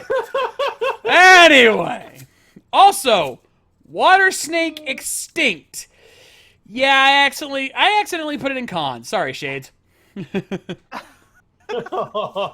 enough. It's okay. We already Daved you. We're none of us perfect. Nope. And I want to apologize to Easy for making a theory. A Power Rangers theory. Thanks for watching. So I will ask that the theory to either Yoshi, Davey, or Claire in the next Morphicon. And now his pros and cons for Recipe for Disaster. Pros. Title came from the lyrics of One Little Slip from Chicken Little. Planet Sentai 6, obviously a Super Sentai reference, if you guys know what I mean. No. Yeah, we believe we do. A Monster Megazord, finally! Dinobite Cafe is being fancy with the food critic. Blastback of Chase's attempts to make the provolone. Huh. Mission Space from Epcot has been landing. Glad I'm not the one who caught that. Chase saves the critic. Strike pose with the Megazords. I got a bad feeling about this line from the Star Wars franchise. Ah. Dynacharge Ultrazord. Messing with Heckle / Snide, aka the Tith Lord. And the problem of, I think it's supposed to be something called something else there. Looks like a cake when it's been sliced. Now they make me hungry. Cons. Hungry. Why the Silver Ranger asked for the Ranger's information if he can't give his location? I wonder. Why indeed? Chase's Energem. Chase's Energem fell off while cooking. I knew this would happen. The villains either stole the Silver Ranger and his Energem, pretend to be the Silver Ranger. Die. The answer for how their information got into the wrong hands happens to be right in front of them. Ugh. Question. What is your favorite Carter Grayson, a.k.a. Red Lightspeed Ranger moment? I'm gonna limit this to non-Sentai, because let's be fair here, a lot of his badass scenes are also Matoe's from Go-Go 5. I'm going to go non-Sentai and say when he tries to run over the monster, the very first monster with Hummer. Yeah. Yeah. That took balls. Also intelligence. I got a big metal heavy thing weighing in excess of 5,000 pounds versus a monster that tops over at what, 300? Yeah. Yeah. High speed Hummer wins, folks. It's just yeah. Yep. Yeah. If we're taking out the Sentai stuff, which a lot of those were Sentai shots, yeah, there's not. He only has a few badass moments. And I think that's one of his best. And number 2, what is the hardest moment you guys had to laugh at the out of the Power Rangers franchise? Ooh. Ooh. In space, Bulk and Skull revealing that they are the real Power Rangers. You call that a laugh moment? Or I think Why is that? It was a great moment, but my first reaction, I couldn't believe it. Oh my god. I was like, wow. What? What did I just say?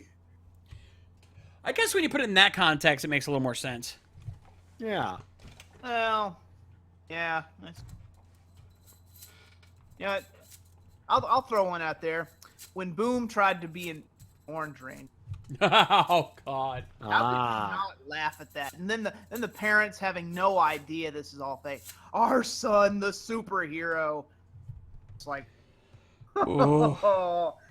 oh, and it's funny because you identify with it. All of us have wanted to be a ranger. We would, I think the majority of us wouldn't be that stupid, but you know, like I said in my top 10 Power Ranger supporting character, boom, this happens to the best of us. Yeah. So, give him credit, A for effort. Yeah. Yeah, I think I kind of have to go with the easies on that one. I don't really have any other characters that make me laugh so goddamn hard. Anyway, and he has a personal announcement. He's actually going to be getting Ranger Fit as well. Good. Because he wants to cosplay. He really wants to cosplay a certain Ren Senshi at the Super Sentai franchise, and he has 2 years to make that work until the next Power Morphicon. Welcome to the club, buddy. Good luck, my friend. By the way, 3 pounds down this week. I'm at 286. The goal is to get to 279. That's 20 pounds down. Yep. Wish me luck. And while we're not going to spoil what, for those who follow us on Facebook, a challenge has been issued for him to reach that 20-pound goal. A reward is at stake, but we won't say what it is unless you've been on Facebook, and if you have, don't spoil it. Yeah, shut the fuck up. Say we got a lot riding on. Oh, yeah. Oh, yeah. Anyway, that does it for Red Rob. Matty, you got Evan Hunter Gale. He starts with this, and subject, I don't know what to say about this one. All right, he's at a loss of words of this episode. Chase, there was a reason why you keep the Energem in your shirt. Question Actually, one. A very good point. Yeah. Question one, does anyone kind of feel sad for Heckle right now? He'll be back. He ain't Not dead really. yet. He ain't dead. I feel about for the same as I do for Heckle for when Ivan Ooze caught Rita and Zed. They'll be back. Temporary set. Yeah, he'll be back.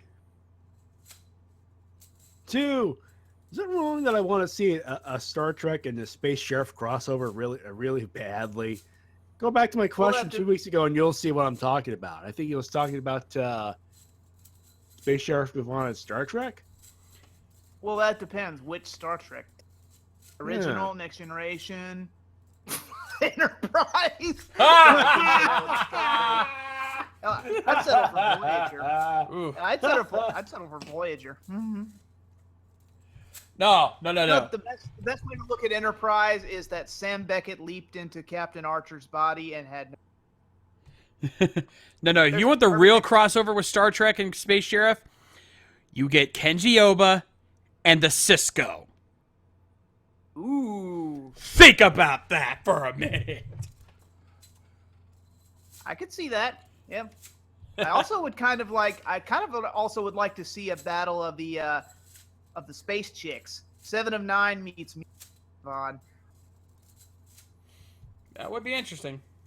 Or Shelly, if we're going on, but honestly, why would you pick him over Kenji Oba?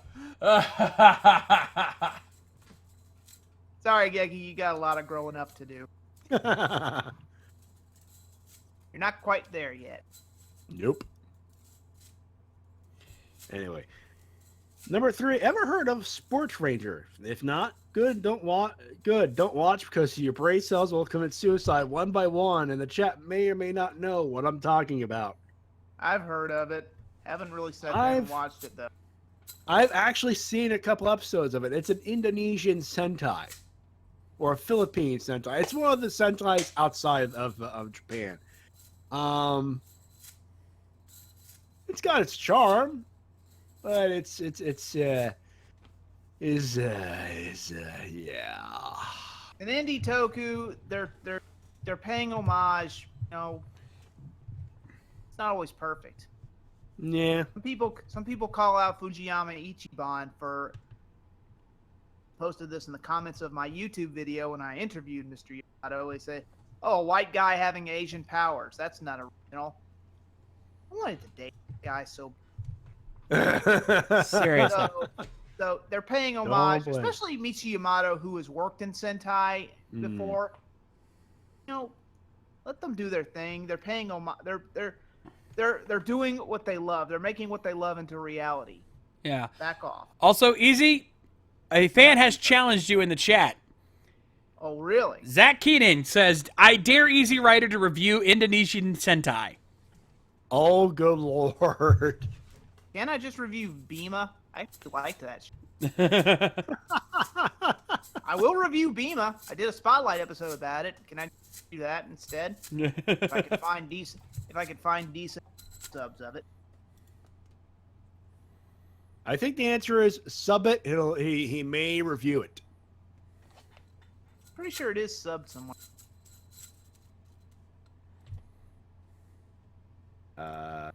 Number 3, and before I go, long live Moltar, our original Toonami host. Moltar from the Evans of Moltar, yeah.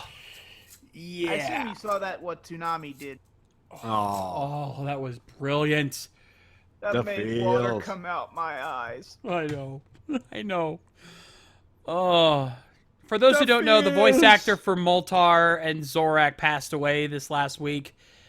And Toonami put out a very fitting tribute where Moltar contacts Tom and basically tells him, I'm going into the ovens of Moltar. You can go fuck off.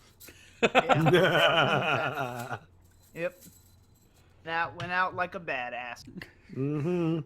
And you know what? It's not Power Ranger related, but we really owe Moltar a debt for starting to. If it wasn't for him, there would be no Tom. There wouldn't be Toonami today. Plus, Moltar will always be my boy because, like me, he had a crush on. This one goes out to all the ladies. I think I have a crush on her. You're not the only one, Moltar. She was my first. What are the anime fans calling it today? Waifu. Yeah, that's the term. Yeah. I'm not up on all this. I'm not up on all this jive talking home. I'm still struggling with the word dab. What the fuck? Hey, you know what? At least TJ Perkins is making it a little easier to stomach. That's very true. And for those who are just joining us for the first time, yes, we are very aware that we are white and we are lame. White and nerdy. Shot. Yeah. Take a shot, George Carlin joke. Anyway, that is it for Evan Hunter Gale. Time for some Zeltrax action there. Yep, Zeltrax is up next. Before I start this, I'd like to say, Nickelodeon, go to hell for all that dumb as hell worldwide day of play. Remember back in a previous episode where I said that the team giving the Silver Ranger the tech of their Zords to him would be a bad idea? Actually, I'm going to rephrase this. Hate to say I told you so. I'm that. That one's for you, Easy. Lightning round. Hold on. Hold up. Damn it, Chase!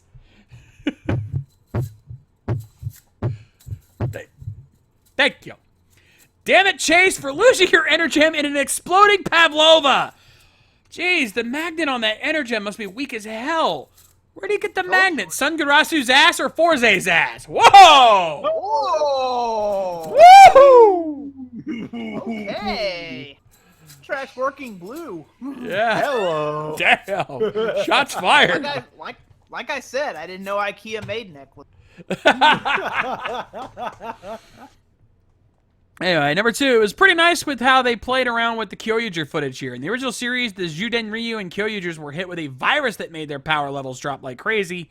Here, Arcanon just isn't using the Zords to their fullest. You know, that's a good point. Yeah, you could tell he was kind of holding back. Yeah. I like the way they set that up there. 3, Sentai 6. Okay, Chiplin, you get a cookie for that. Along with an okay explanation on the Energems. I have a theory that not only is Keeper the guardian of the Energems, but also their creator, and word in the galaxy just traveled around a bunch to warrant Keeper running to Earth. Number 4, the Dino Charge Ultrazord has a decent first outing, and about damn time we got an Ultrazord back. Also, did anyone else get Enervized when Heckle took over piloting his Fortress Zord? A little bit.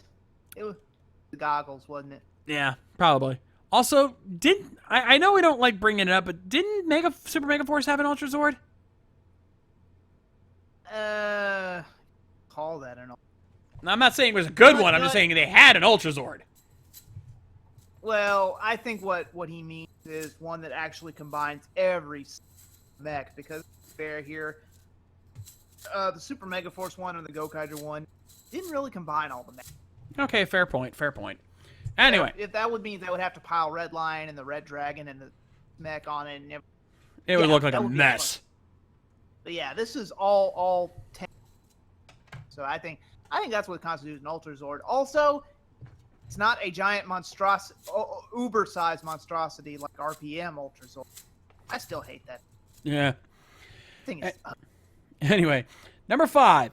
The food critics line in ordering the Pavlova, hold the explosion, had me laughing for a good 3 minutes. Also, Elizabeth Hawthorne, the actress for the food critic, she was Miss McCready in the first Narnia movie and Orsova in one of the Underworld movies. Holy crap. I know. Yeah. So, a couple weeks ago, we had a lady that was in the first ever Doctor Who serials. And this week, we got McCready and one of the Underworld ladies. Wow. England has its advantages. Yeah. Yeah. Overall, this episode wasn't bad. I don't think I cried bullshit's been called in this entire episode. I give it a solid A-. This was, I think, the only Becca Barnes written episode that didn't suck. Holy shit. hey, come on, you know. Still rookie. I chalk it up to. They're not gonna all be winners first out of the. No. Growing. Still better than most of Megaforce, so I give her a little pass. Mm-hmm. Anyway. But let's not put the blame on everything on. No. Anyway, that does it for Zeltrax. Manny, you got Ranger Fan Nathan up. Lightning round. Let's get this going. We gotta hurry up here. Ranger Fan Nathan. So this episode became my favorite of the season, and here are 6 reasons why. 6. Side plot of Chase cooking for the critic. It didn't overshadow the main plot of the episode. Came close though, if you ask me. That's just me. Could have fooled me. Silver Ranger may have been captured or is a traitor. Maybe. I have the betrayal button ready when it happens. That's all I'm going to say there. Episode was focused on the villains more than the Rangers. That's a thumbs up. That's a good thing. We're developing the villains too. That's true. The planet Sentai 6 said new villains to take command of the Zords. Can't remember last season they did that. Was it Turbo? Maybe. Yeah, I'm trying to think.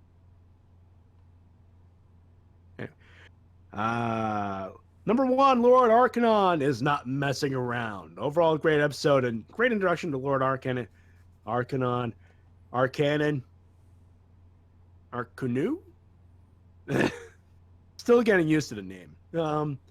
Also, it wasn't in my top 6, but I did give a good explanation of how the Dark Energy was created. Makes sense. It makes sense that items are created from a pure good. Energy could be also cause of something evil being created. I gave this 5 out of 5. Questions. We got the debut of the Ultra Zord today. Which Ultra Zord from Sentai Power Rangers has the best first appearance? The original, if you ask me. Yeah, as far as I can think, very few Ultra Zords were able to top how the original just made that epic debut. Yeah. I think one close is Theo combined with Pyramidas. That thing was just ferocity. It wasn't overly too big like RPM, but it was still pretty awesome to see. Store all the mechs. That was pretty cool. I would say the Thunder Ultra Zord from season 2, but like I've said in my Die Ranger review, all it does is sit on monsters to death.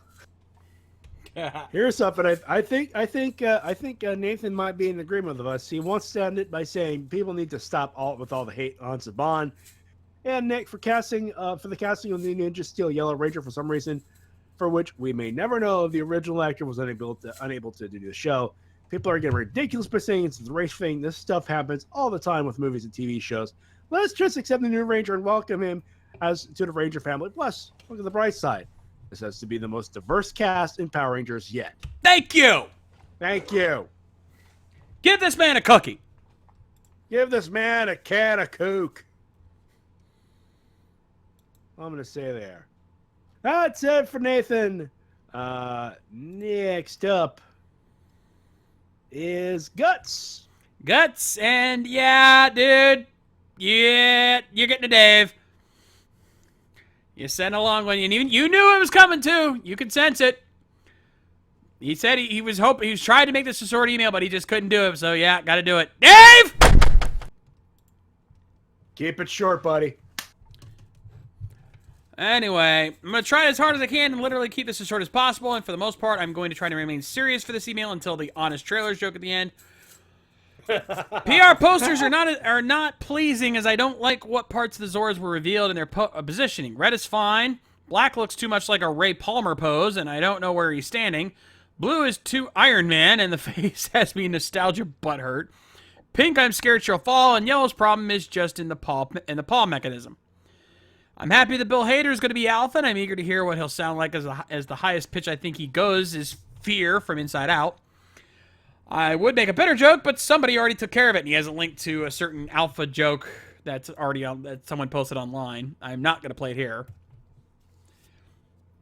Quick Power Ranger, quick final charge comments. Sentai 6 reference cute, but I think that joke should have been saved. Keeper too trusting. Neo Saban mentors have gotta go by Ninja Steel.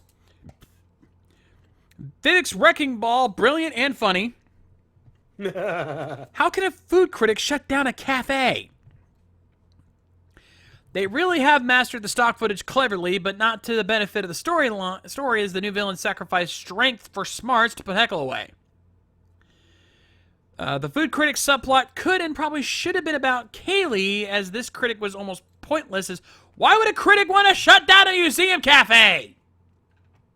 Yeah, and the whole thing about food critics, snobby old, dowager types, that is long gone. Like we said, now food critics are foodies. Yeah, and you know what? There's this great little system called Yelp you guys might want to look into, or Michelin stars. Yeah, you got to give the times, people. Anymore. Anyway, other than that, he gives the episode 9 out of 10. Questions. You are getting an exclusive interview with a recurring figure in Power Rangers. However, they cannot have been a Ranger, a mentor, or a villain. Who are they? Oh. Wait, what was the question? We are given. I guess we're saying we're given the opportunity to interview any interview with a recurring figure in Power Rangers. However, they cannot have been a Ranger, a mentor, or a villain. who would they be? Oh, that's easy. Bulk. Lieutenant Stone. Bulk. Lieutenant Stone, yes. My answer would be Bulk and or Skull. And me, Lieutenant Stone, obviously. Yeah. Of course. I asked Jason Harvey at Morphicon, where is he? We haven't talked to him in a while. We want to get him back. Yeah. 3-on-3 interview with those guys at Ranger Stop.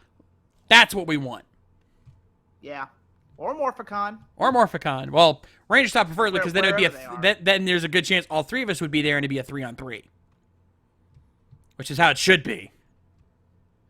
Anyway, question number 2. Where is the best stopping point for Ghost? As in, oh, the show is good until blank. Then you're going to wish you didn't pick the show. I'd say around the time Tucker gets moved, Dell tries to... I don't know which episode. I want to say somewhere around the late 30s. That's where it really starts. Yeah. It's just... Yeah, once he gets the movie icon, I think that... Okay, yeah, he's freaking OP God mode. He's never challenged after. Pretty much. And All he does is disappear. Oh boy, oh no, he disappears. I mean, it's not like ghosts disappear or anything. all right. Anyway, question number 3, and here's an odd, fun one for you. How do you think Robo Knight would feel about Kamen Rider Ghost? Troy, what is Ghost? Ghosts usually go and hide in attics and go boo. This one does not go boo and hide in an attic, Troy. This one dons orange armor and a hoodie and fights other ghost-like figures. I need more data on. I don't know what to tell you there, Robo Knight.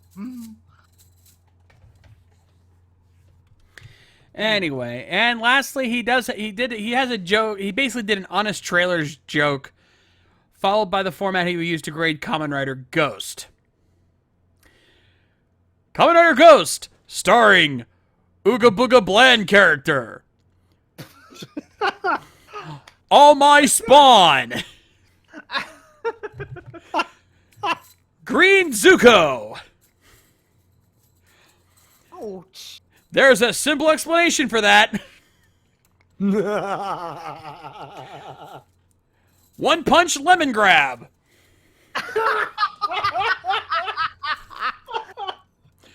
Mufasa.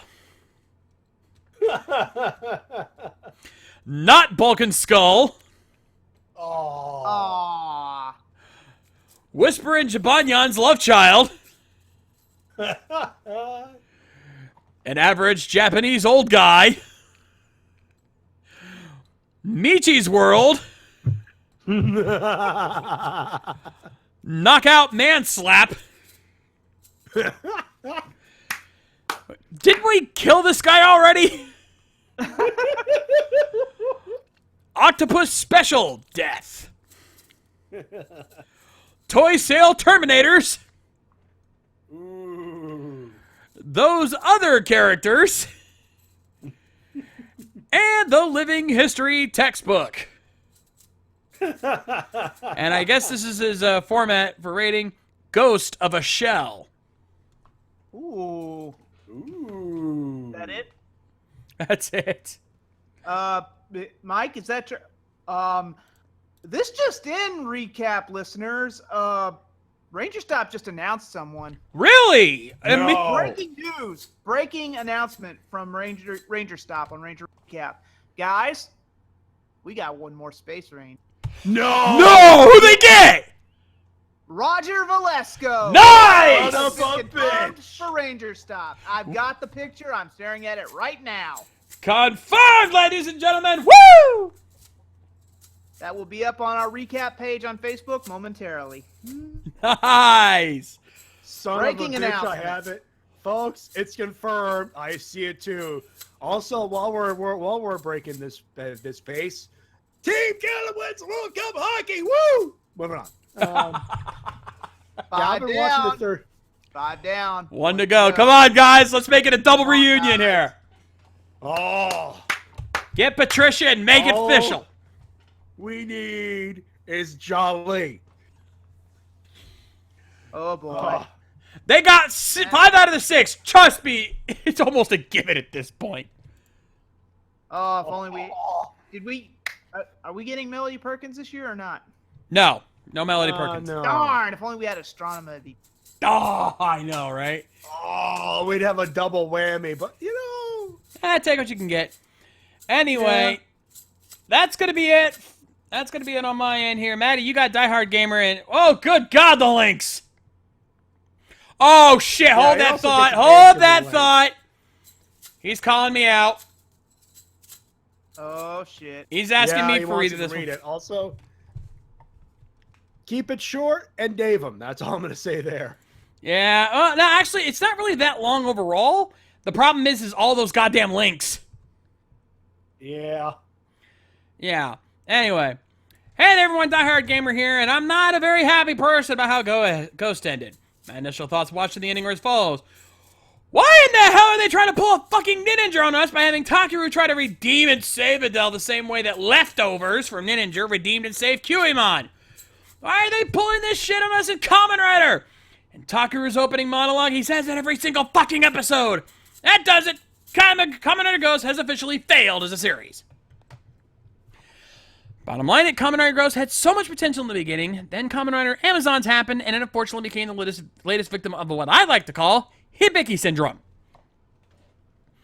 My final rating for Kamen Rider... That's good corporate meddling. Yeah, right? My final rating for Kamen Rider Ghost is, as of now, a D-.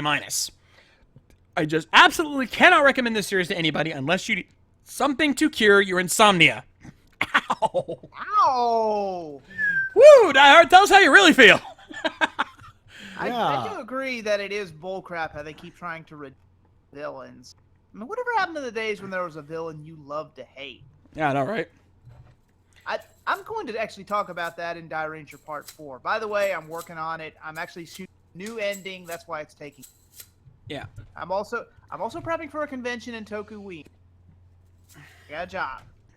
It happens. Anyway, he also has a video that apparently he would like everyone to hear his thoughts about it. I get it. I don't have the ability to play it right now, so I'm sorry. Anyway, time for some Toku trivia.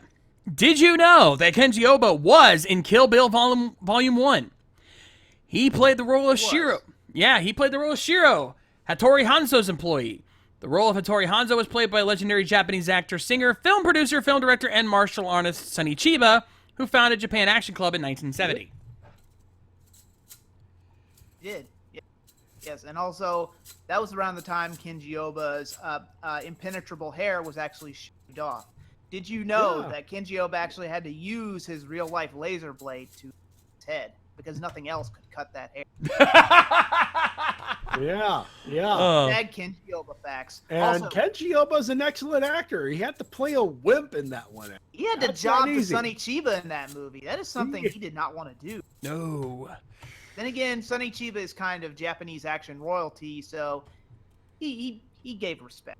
Hey, Also, Kenji Oba, always the worker. You know what I mean? That's just true. Also, did you know that the title of the movie Kill Bill actually actually comes from the guy who tried to park in Kenji Oba's parking space? Hashtag Kenji Oba. Hashtag Kenji Oba facts. There you go. Last one. All right. Anyway, did you know that Teruaki Ogawa, the actor who played Sasuke from Kaku Ranger and Hyuga from Ginga Man, also voiced Leo Corbett in the Japanese dub of Power Rangers Lost Galaxy and appeared with Satomi Hirose, best known for playing Tsurahime in Kaku Ranger episode 19, or with in episode 19 of Ghost Ranger in a guest shot. Ooh.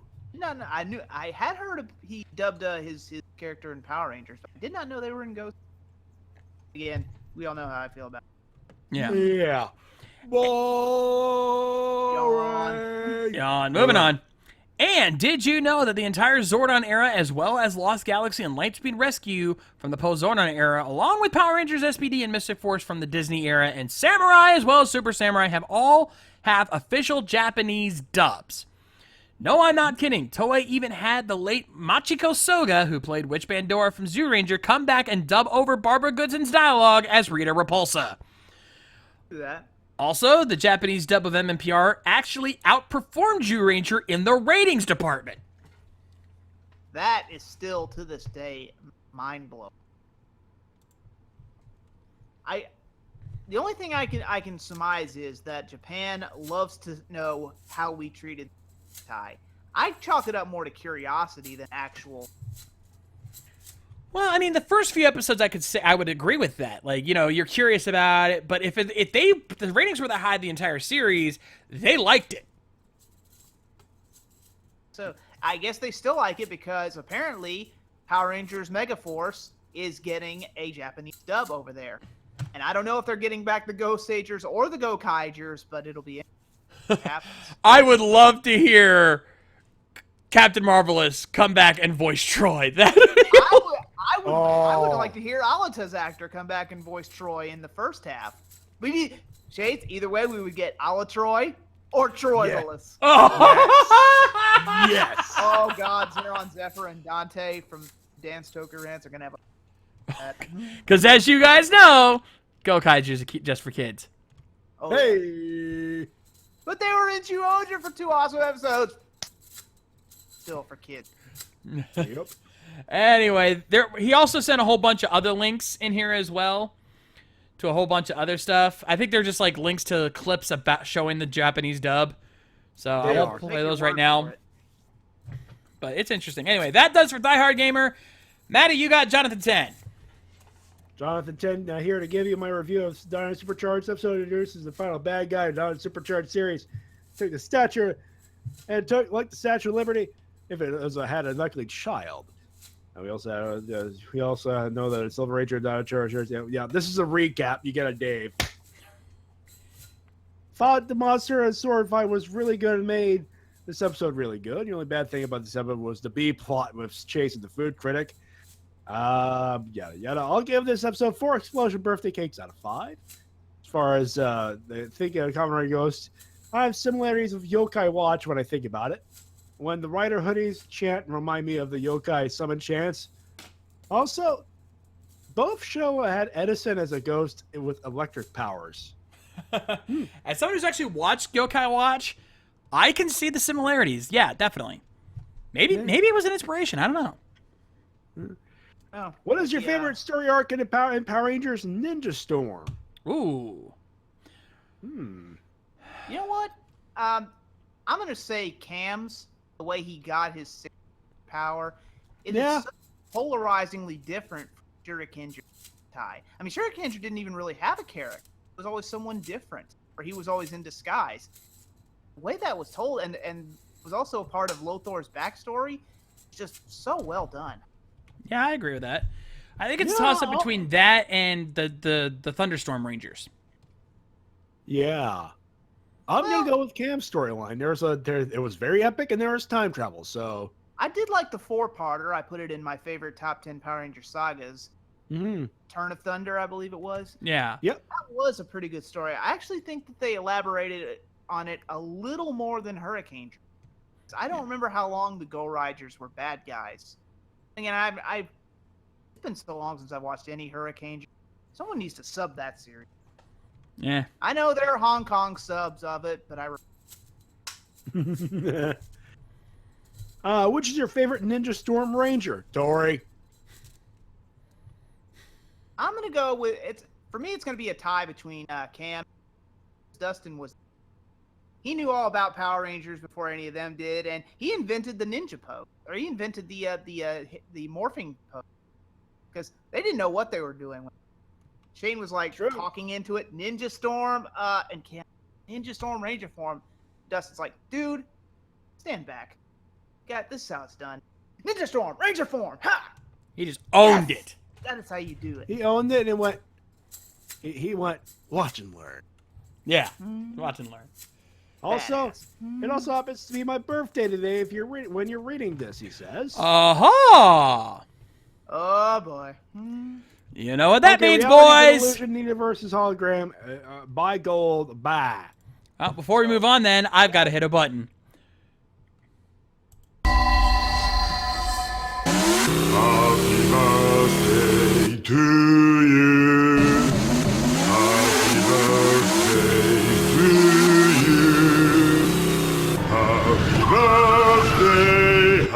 Happy birthday. Happy birthday to you. おめでとう。素晴らしい。 There you go. That's it for Jonathan Johnson. Next up is Chris. Yeah. Hey everyone, been a while since I commented on the recap, but anyways, time to get my thoughts on the latest episode of Dino Supercharge. I have to say I've been loving what they've been doing with the Silver Ranger arc so far, with each episode keeping up the Rangers trying to contact the Silver Ranger without being a glorified filler episode. This episode manages to progress the storyline by introducing the new villain in Arcanon, while also introducing a new Megazord mode. You're summarizing, my friend. Careful. Yep.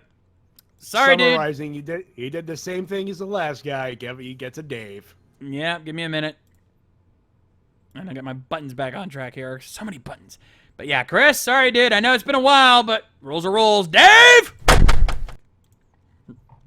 Just start reading emails from now on. Not even bother watching the episode. I know, right? Jeez. You guys want to do all the work for us? Oh, anyway. Time to play more Dead Rising 2, which is what I'm now. Yeah.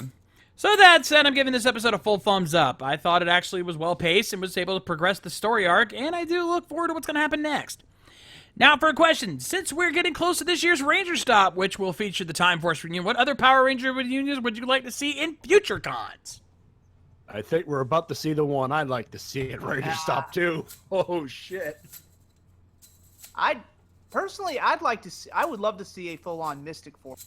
Now I'm talking everybody, all five, including yeah. John Toohey. I don't think he's ever done a Morphicon or Ranger Stop, has he? I don't know. I would love to meet him because he was both Daggeron and Doggy Kruger. Yeah, I would love to see a Mystic Force. Because I still say that's an under. That'd be my pick. Anyway. All right, What tell you else? what, Matty, since I had to double down on you, you get these next two emails. Sounds good. Let me just get it back because I have to shut down the email thing. It was freezing there. I get the second to last two of them, right? Yep. First up is Supernova. Didn't I read this guy's email? Nope. All right. Back from vacation. Welcome back. Now let's see here. Wow, they actually used the evil reverse gender Statue of Liberty priest. Oh, isn't that just dandy? Wow. Hello. Jesus. Woo-hoo. Well. Geez, tell us how you really feel. Yeah. Though at least I know Charge is handling multiple main villains better than the Megaforce and Overdrive. Also, is very yay, a true. Sentai reference. And they blow it up. That was a facepalm. Yeah. I don't know if you pick up. Yep, I heard it. Hey, there we go. It's Discord. Sometimes it doesn't pick up, you know. Don't know if there's already a home planet for Ranger powers, but if you have at least made Sentai 6 that planet instead of Galactus ripoff destroying it, just for the Dark Edge, always on the question. Well, First, which evil double rider do you think is most intimidating? Obviously, right now, Genmu doesn't count since he's the new and he rides a bicycle. Second favorite. Whoa. You're jumping ahead there. you get a chance to answer? Yeah. Yeah. Which evil double rider is most intimidating? Well, if we're talking... Wait, Ooh. you mean, are you talking W or just plain Dark Riders? I in think he's general? talking Dark Rider. Okay. Dark Rider. Oh, that's a tough one. I'm trying to think of good. The only one that I can think of the ones that I've seen that are like really like were any level of intimidating might be Ryuga. Yeah. I'd go with that. Well, most of the Dark Riders we've seen good. I mean, hell, freaking look at what they did with Dark Ghost finale. I mean, he became so much of a joke that Gramps was. Yeah, that was Doesn't kind of really stupid. instill fear into me. Yeah, the only other ones I can think of, like Dark Kabuto, might be close, but the problem is they really didn't do anything with him. And he was just evil and crazy for this. Crazy, not what I'd call a Dark Rider. And I know that's what my Dark Rider is.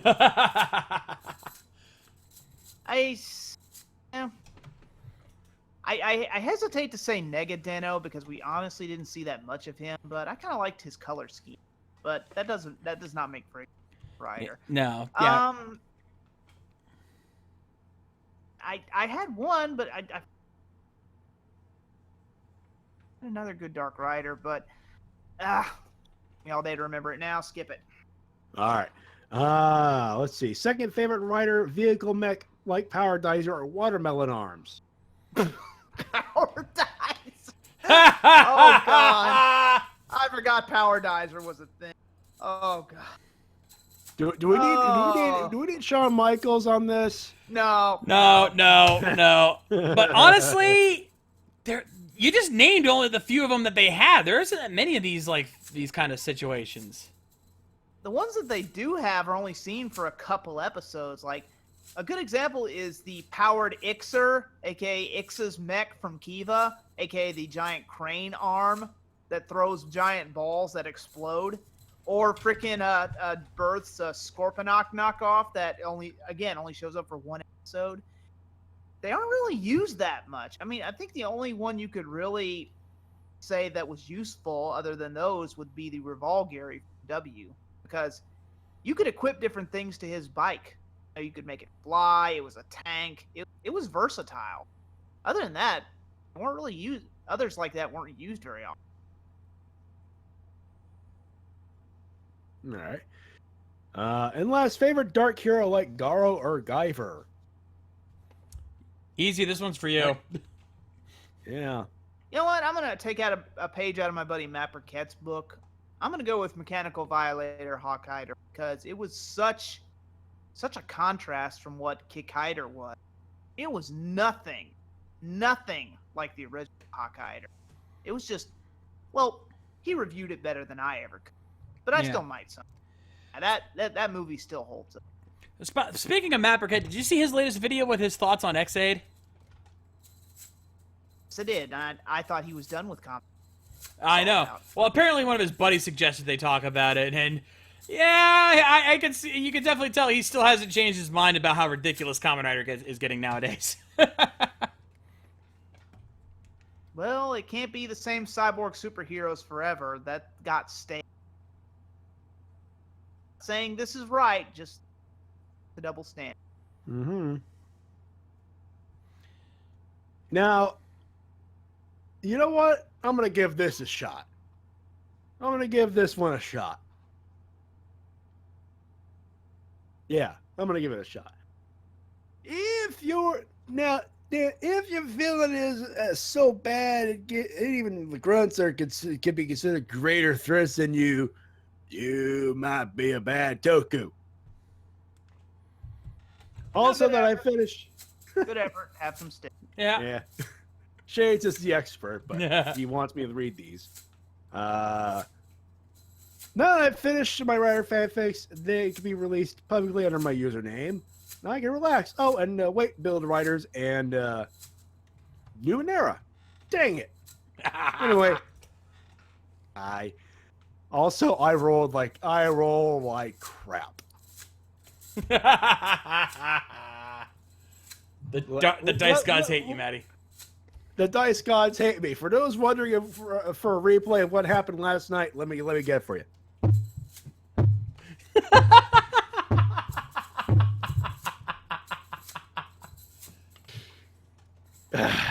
The science guy, and he can't even plug a thing. Jesus. Anyway. I'll install this into the randomizer before I leave. Whoa. You ain't installing nothing into my randomizer, damn it. I have enough trouble with that thing. And basically, the link is the first episode of Superhuman Samurai Cyber Squad. There. I'm pretty sure I already have that in the randomizer. Nice try. Next up is Silver Maxis. God damn it, Kendall. Thought you knew better than give your personal Zord information to strangers. Good man. You get a Yes, cookie. sir. You will get a cookie. It's over. So Chase makes a pastry recipe, and then there's other. This is recapping. Both Myth Morgan and Chase were being smacked with the idiot stick today. Regardless, we get to meet the Doomwing and Lord Arcanon. Pretty neat that they're adding the new main villains to the roster, but this is second change in the command. Seriously, I'm surprised there wasn't a revolt. Also, why does Arcanon ship remind me of the Epcot sphere in Disney World? You too, huh? Well, to quote Ric Flair, you don't have to go to Disneyland to ride Space Mountain. Woo! This is right. Hey! Oldest ride, longest line. Woo! Sorry, Ric Flair. It's all. It's woo! Anyway, we also get to see the Dino Charge Ultra Sword, which I'm glad it wasn't called Tri-Stegoparaptor Titano Formation. That's a long ass name. Yeah. One, that's a stupid name, and two, it's a long name. Overall, good episode. Interesting that the Megazord only combat. But yeah, it's my favorite part of Power Rangers.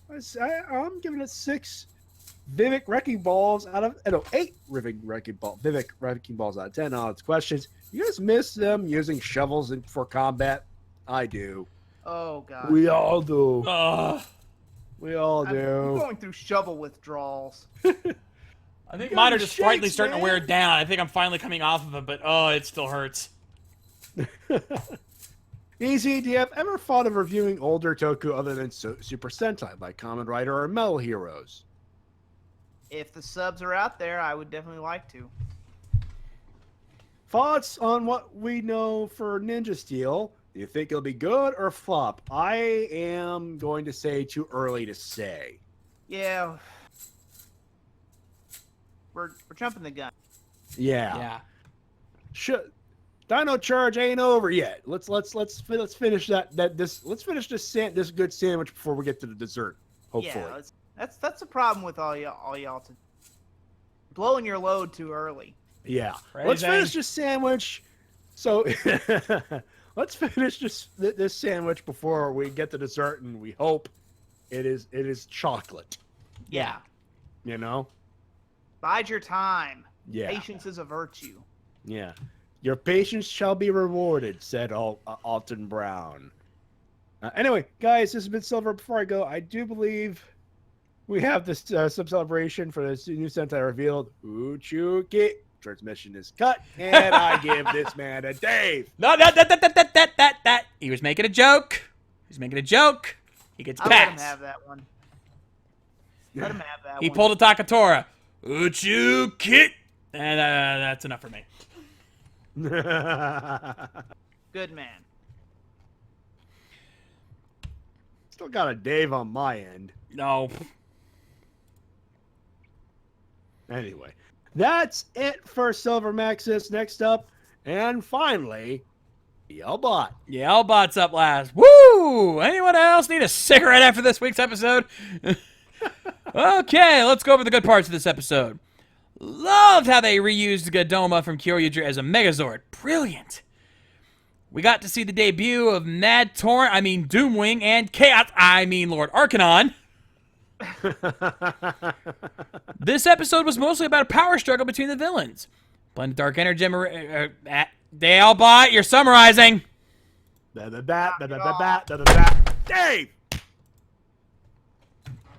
That. And I know that you're naming positives, but those are just feels like summaries anyway. Though I do, Planet Dark Energy original was called Sentai 6. Chip, you get a cookie for that. Go ahead, Matty. Make the obvious Arnold response. Put that cookie down! No! I love how we're just automatically assuming Chip did. You know, Becca Barnes might have come up with that idea. Yeah. Let's be fair here. Yeah.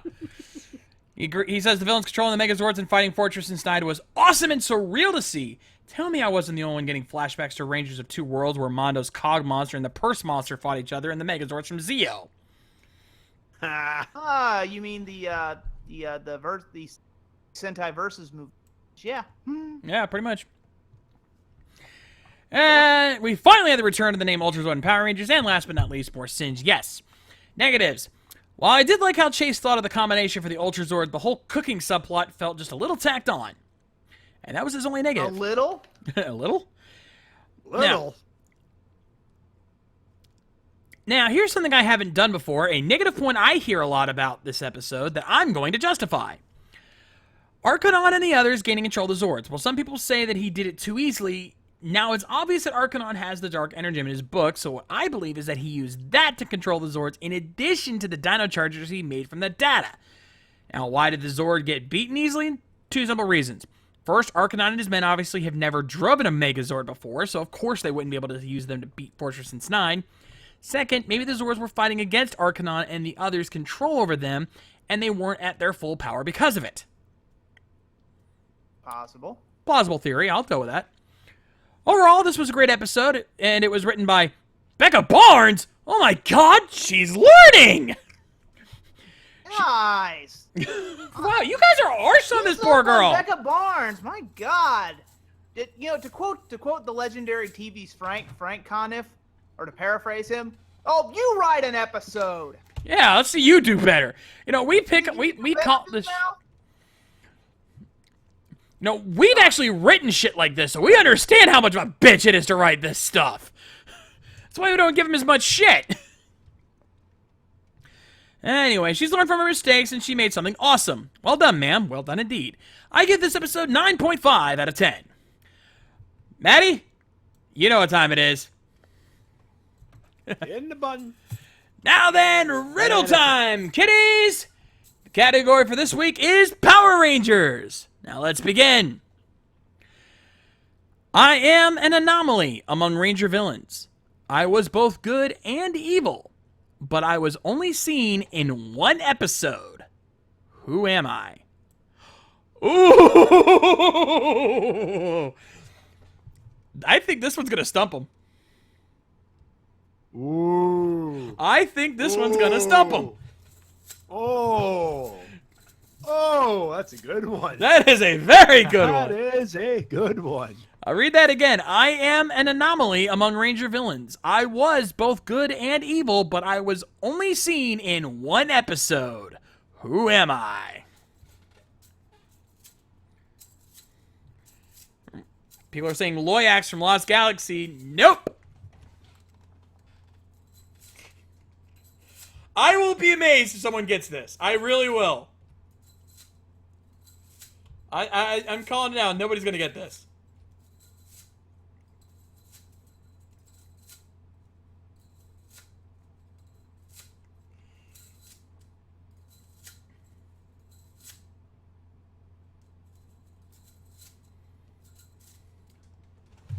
Wow, nothing? You guys aren't gonna try? Yeah. Nobody? Wow. Damn. Either that or there's Wow. oh, there we go. No. I think, yeah, there we go. Nope. Yeah, you guys aren't getting it. All right, I'm calling it. The correct answer, Psycho Silver. Oh, you guys didn't even have a clue. Anyway, number 2. I am a ranger, but there was a time when I fought for evil. I am the odd man out of my team, and it was I who helped usher in the defeat of my team's mortal enemy. Who am I?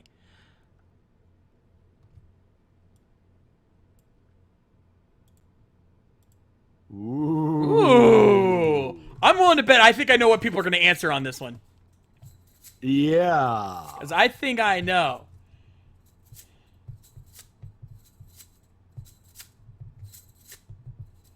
All right, Trenton, decent answer, but not correct. Nope, nobody yet.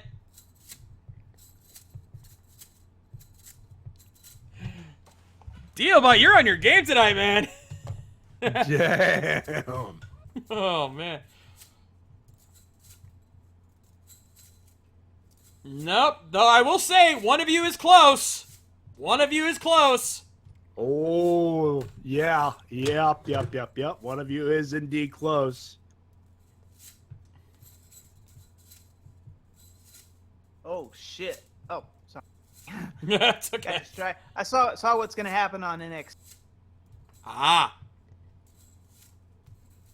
Say a certain tag team of two awesome Japanese. Ding! Oh, yeah. Silver Maxis! Silver Maxis got it. Nick, a.k.a. Yeah, you got Bowen, a.k.a. The Light!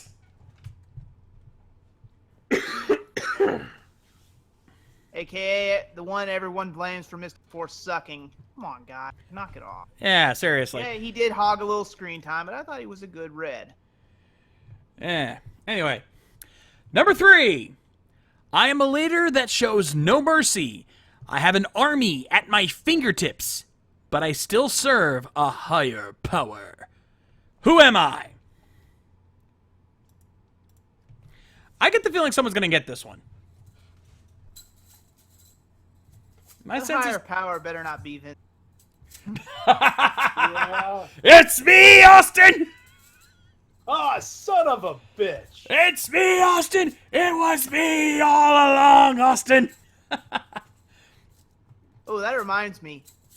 You know what? In future, Oh, hold that you thought, Might Matt. be a pet. Oh, I hate to cut you off there, Easy, but we got a winner! Biohybrid got it! Emperor Grum! Wow. AKA the villain that talks to himself. Does. What were you going to say, Easy, before we move on? I was also going to say, in future, in the place of you might be a bad Toku, we will also accept your shaking hand. Oh, son of a Danger.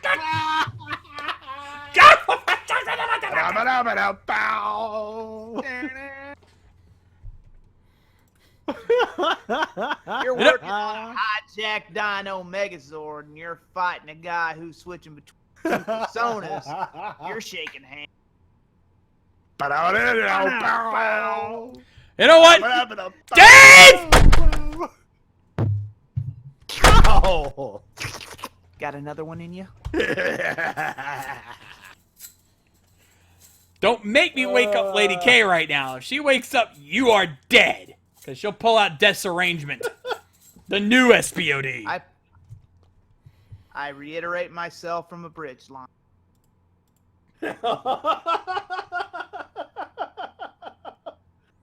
Can we just get to the keywords? Yeah, let's get to the keyword puzzle. Remember, folks, this is a mystery puzzle. It is anything goes. It is not Power Rangers specifically, so bear that in mind. Anyway, let's get. I'm gonna read the keywords, and then I'm gonna cue the music. You have until the music is done to answer the question, and if you don't get it by the time music's done, you fail. Anyway, keyword. Magic. Transformation. Mind.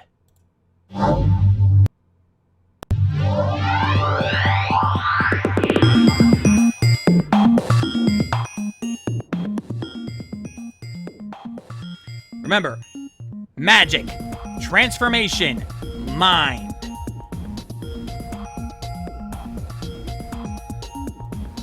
It's not just Power Rangers. Oh my god. It's uncanny. Tell them it's not just Power Rangers or any Toku of the podcast. They guess it anyway. I know, right? In fact, well, to be fair, they're going. Some of them are already starting with Sentai. Mind, M-I-N-D, mind, hairball.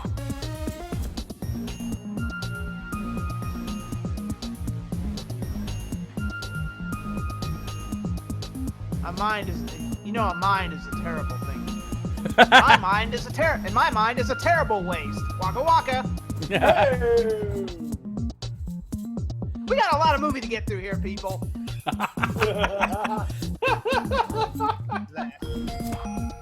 Time's almost up, guys. You guys aren't even close. Actually, I was referencing one of my reviews, but yeah, that too. Oh, Mike Shell was stealing Mercury. And he got Dave for it. It's not her mind that Maddie and I are admiring. None of you guys even came close. The correct answer Geki Ryuken.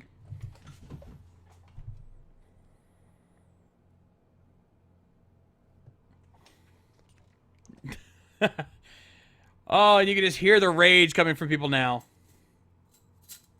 Geki Ryuken. I believe that's from Ryukeno. It is. Yep.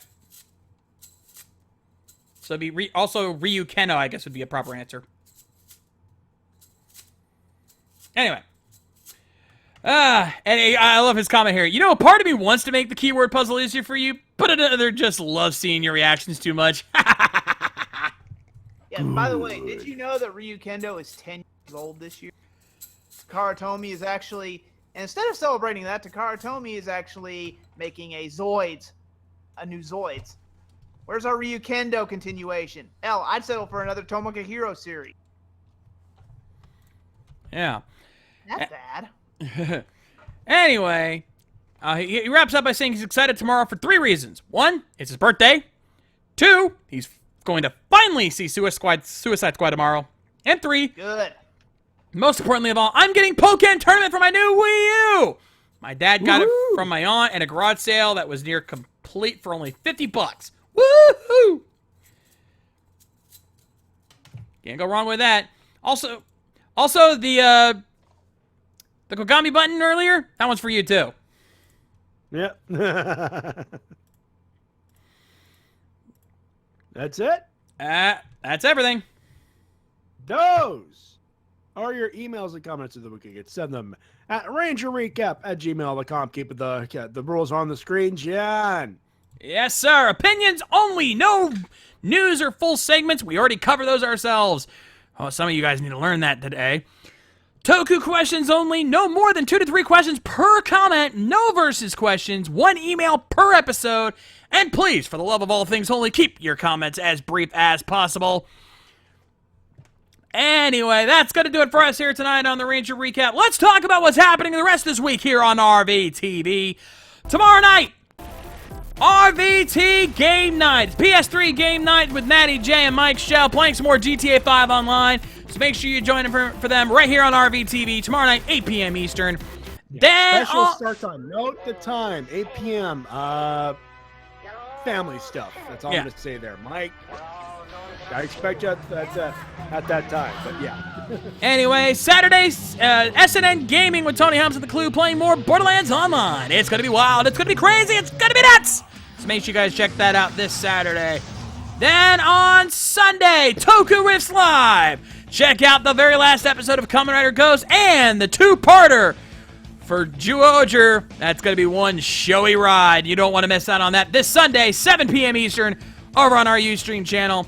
Then on Monday, it's the Rising Sun Podcast, the official anime podcast of RVT. Join us this Monday at 9. We finally bring it back. Also join me, Mike Shell, and Yamiyaji for your anime goodness.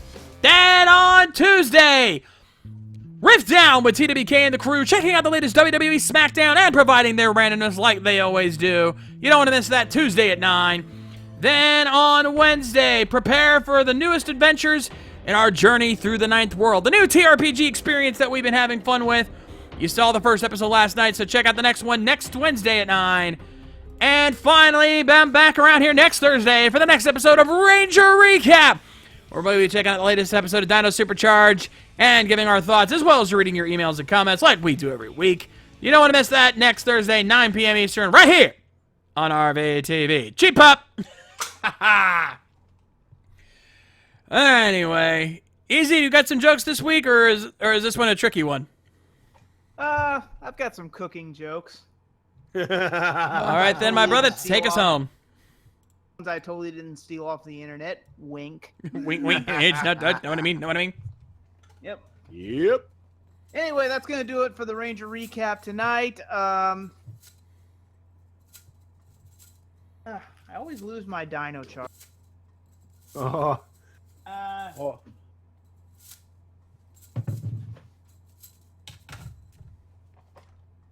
I got mine.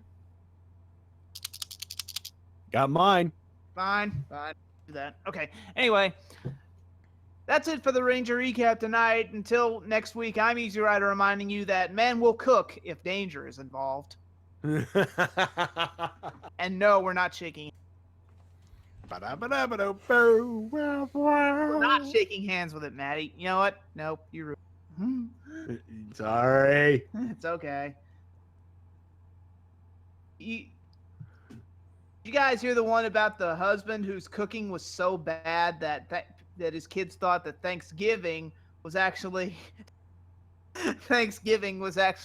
to commemorate Pearl Harbor. Oh. Didn't like that one, huh?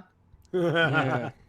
Did you hear the one that says? Did you hear the one about the guy who says, "My wife doesn't really cook food so much as assassinate"? The recipe is certainly silly, though. It says separate 2 eggs, but it doesn't say how far enough to separate them.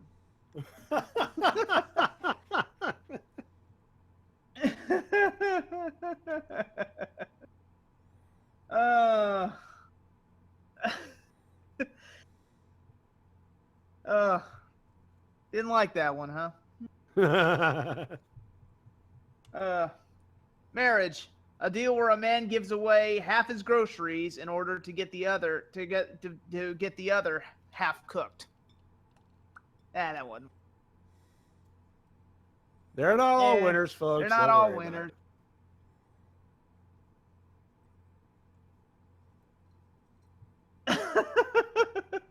Oh. Hey, okay, let me try this one. How come when you mix water and flour together, you get glue? And when you add eggs, you get cake? Where does the glue go?